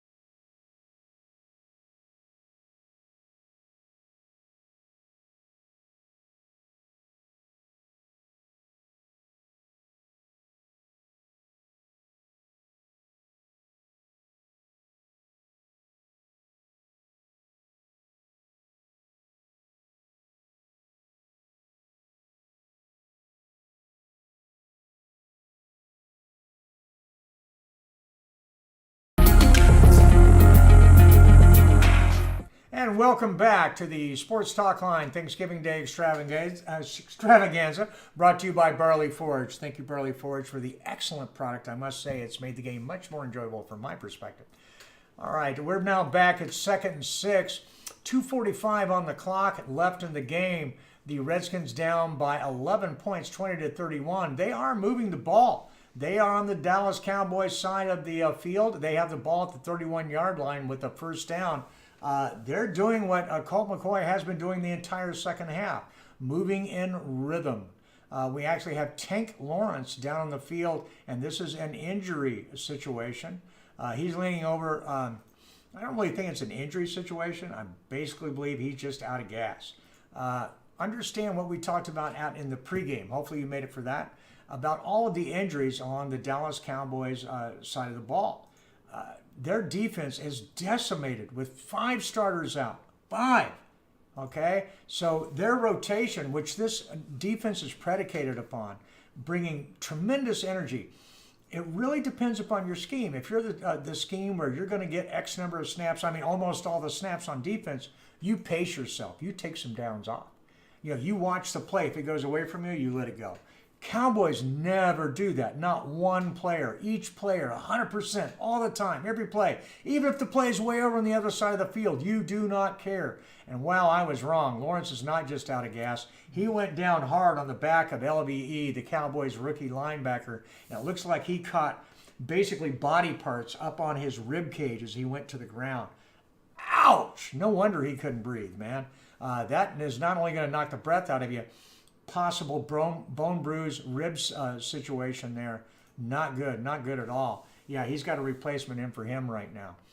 All right, it is now 1st and 10, and ball is just past the 30-yard line.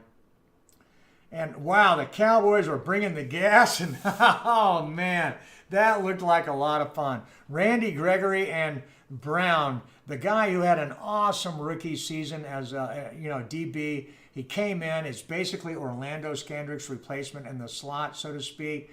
Man, he bought the cheese. That was always Orlando Scandrick's thing. Could not intercept a ball for anybody amount of money. The guy just had stone hands. But he was great blitzing out of the slot. Brown showed that he paid attention. And the Cowboys were coming here now, make no mistake about it, but they contained the pocket. They had coverage downfield. Colt had nowhere to go. Brown bought the final thing. Gregory was right there, but it was Brown who brought the pain. Man, that was fun to watch. Dallas Cowboys defense doing it just like I talked about, 100%.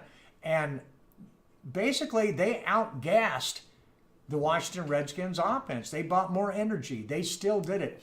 Even with all of the injuries, I got to give props to Marinelli, props to that front office. Back in the day, Marinelli was bringing guys off the street and doing it with smoke and mirrors, and he would have, a good quarter or a good series, a good play or two, but man, there's just no way he could really put together a game plan that would last a whole game and be effective from week to week. It just wasn't there. That's not the case now.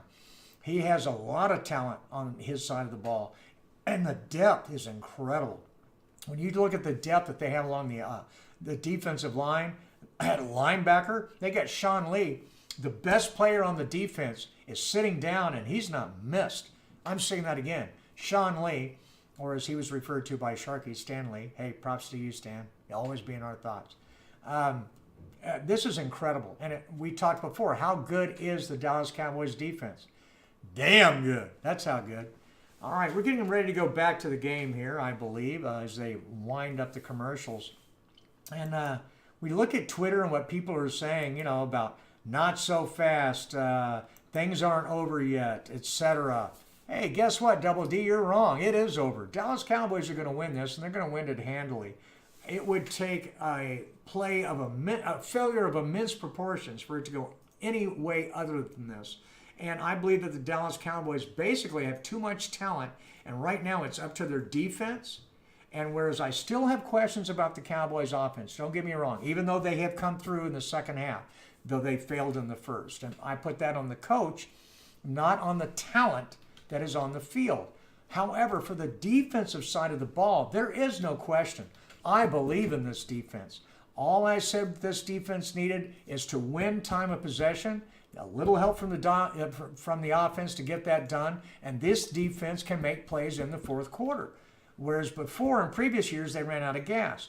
Just shows you how that works here with Brown, okay? They make plays in the fourth quarter. They get it down. It's now 2nd and 17. The ball's back past the 40-yard line, not far from midfield, and they're having to pass again. Now, they come back underneath, put the ball back to the original line of scrimmage, but now, guess what? More times off the clock. Clock's moving, 1:40.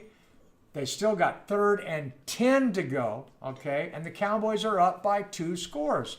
This is what's called winning football. And by the way, Tank Lawrence is back in the game. He's a warrior. Because I'm telling you what, that guy fell hard on another guy's body across his ribs as he was getting slammed down. Ouch, man, I feel that just thinking about it. Okay, we got another timeout here. I'm not certain who took it. I believe the Cowboys did, though. And they're coming off the field. That's not a bad timeout to take for a lot of reasons. It's not that you're worried about giving the Redskins more time to come up with the play. Give your defense more time to get rested. Give your defense more time to bring the pain. When that Dallas Cowboys defense, when they pursue and they come as a team, I mean, when you look at that interception, it was a team interception. They had 3 guys sitting there trying to decide who was going to take the ball. I mean, it really was that. And wow, the communication. That was something that the Dallas Cowboys worked on when they talked about in their early losing streak, early in the season. They said their team communication just was not good. And they worked hard on it, and it showed up because that was communication that got that. Okay, 3rd and 10. The Dallas Cowboys are showing blitz, and they're not being shy about it. They said, hey, we're coming for you. And guess what? They're coming.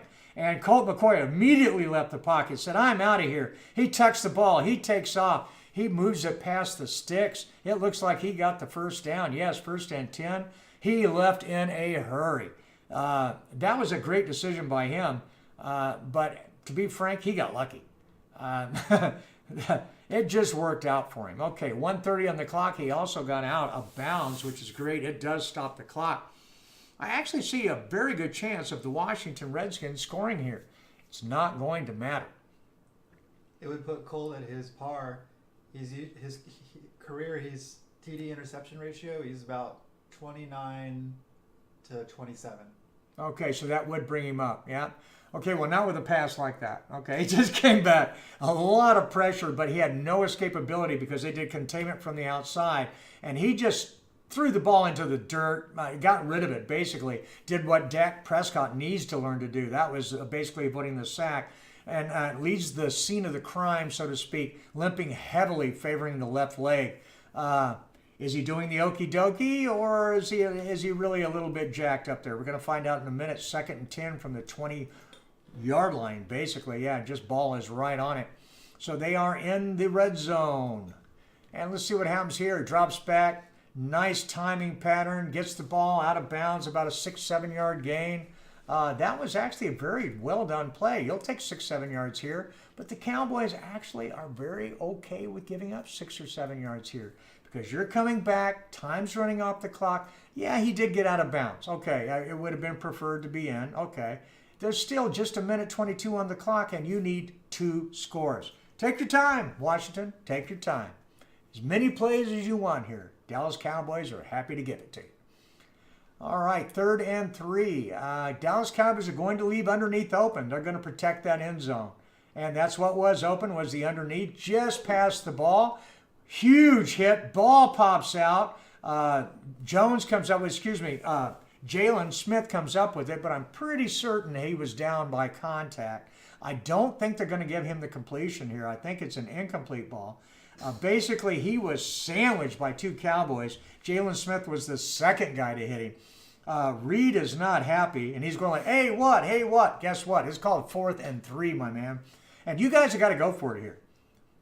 Oh, he threw his helmet? Oh, yeah, he's going off. He threw his helmet. Oh, and helmet's wow, a helmet, yeah. Woods, man, Xavier Woods just came in. I mean, he's a little guy, and he just sold his body out. Yeah. I mean, he came in flying. That was a bumblebee flying 1,000 miles an hour into the front grill of an 18-wheeler. I mean, he was going to get smashed, and he did. He crunched.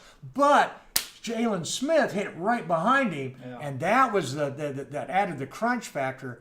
Reed is all upset, throws his helmet into the sidelines, huge. He got far enough off field where he didn't get the penalty. He's still acting like the victim. This what? Hey, guess what, Smith? You didn't hold on to the ball, guy. You blew it. You had your chance. That was your moment in the sun. You need to just pull up your drawers, sit back, and apologize to some people because you failed.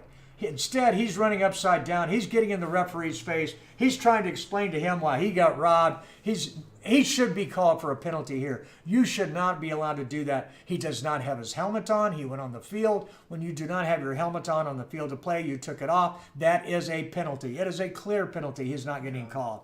Again, the referee should be calling this. He's seeing red. You know, that's wrong. All right, call it, referees. Penalize them more. That's what you're there to do. You're supposed to stop this. Now, they're going to go for the onside kick here. Why is this even an option? Why is this an onside kick? There's definitely something that the referees have not explained here. They lined up for an onside kick. The score, they were so busy showing his replay, they barely showed the field goal at all. They did get the field goal. They lined up. The score is 23-31. That's a give-up play by Washington, okay? To go ahead and take that field goal there, you have 4th and 3. Take a shot at the end zone. With the amount of time that's left on the clock, you can kick a field goal from really far out. You were in touchdown territory there, my man. You just basically said, we're not going to win. Cowboys come out. They get down in victory formation. They don't really need to do anything other than just run the clock out. You took the field goal. You gave up the play. Exactly when I was talking about Jason Garrett earlier, playing conservative and just conceding. What you did is you just conceded the game. It's over. Hey, for those listening, thank you so much for being here. I mean, the clock is running out. They're celebrating on the sidelines. There is no mystery left in this game. The Dallas Cowboys won it. They played the second half as I wish they would have played the first half, but they did not. The Dallas Cowboys did everything to make this a good ratings extravaganza. They kept the Washington Redskins in the game, and they didn't need to do it. All right? I don't know what the Washington Redskins coach was thinking by going for the field goal there. Could he not do math? All the Dallas Cowboys have to do is receive the kick. He was saying, okay, we get the onside kick, and then maybe we can score. Dallas beat the spread by 1 point. That missed field goal. The missed field goal. Oh, the missed field goal curse is real. Okay, hashtag missed field goal curse. Thank you. That missed field goal just made so many gamblers happy. Oh, man. Holy shit. Vegas has been taking a bath this year, too, man. Yeah. They have been taking a bath. Yeah. All right, that was incredible. Tank Lawrence, what a game. Way to get back in there and finish it. Dallas defense, we talked about how you had the best front seven in football. You did nothing to dissuade that with 2 of your best guys absolutely on the front seven. Actually, 3 of your best guys, 2 defensive linemen, 1 linebacker, starters that are out of the game, and you still dominated along the defensive side of the ball. well done. Cowboys, you are on the way back to taking the NFC East. I don't know what that actually means for the playoffs and beyond. Well, fine. You have a long way to go. Dak Prescott, they gave you some chances to shine today, and guess what? You didn't do it perhaps like some people would like to see, but you got the job done. And ultimately, with a quarterback, that's what counts. So, hey, that's all. Before you leave, if you're still here, thank you so much. Go down, subscribe, please. Hit that little bell, get notified. Be sure and check back with us on this Sunday where we're going to have the whole Vandershark crew. We're going to be in here. We're going to do the live game, do the whole thing, and we're going to get a lot more insight as opposed to the play-by-play. We're going to be doing, it's not going to be Cowboys versus Saints, I guarantee, because we just did the Cowboys today, okay? Cowboys versus Saints game is going to be coming later. We are going to be doing that. We're trying to get some information down the road on which game we're going to be doing on Sunday. I actually forgot. Sharky told me which game it was going to be. We wrote it down. Don't have that right now. Apologize. Check back with us. We'll let you know on Twitter. We'll let you know here on YouTube. We'll put it in the comments. Packers Vikings. Oh, excuse me. We do know, yes, and it is the Packers versus Vikings because that was the most salient, game that was going to be played on that Sunday. And it actually has a lot of playoff implications. So thank you again so much. We'll see you next time. And always listen and watch like you play with intensity.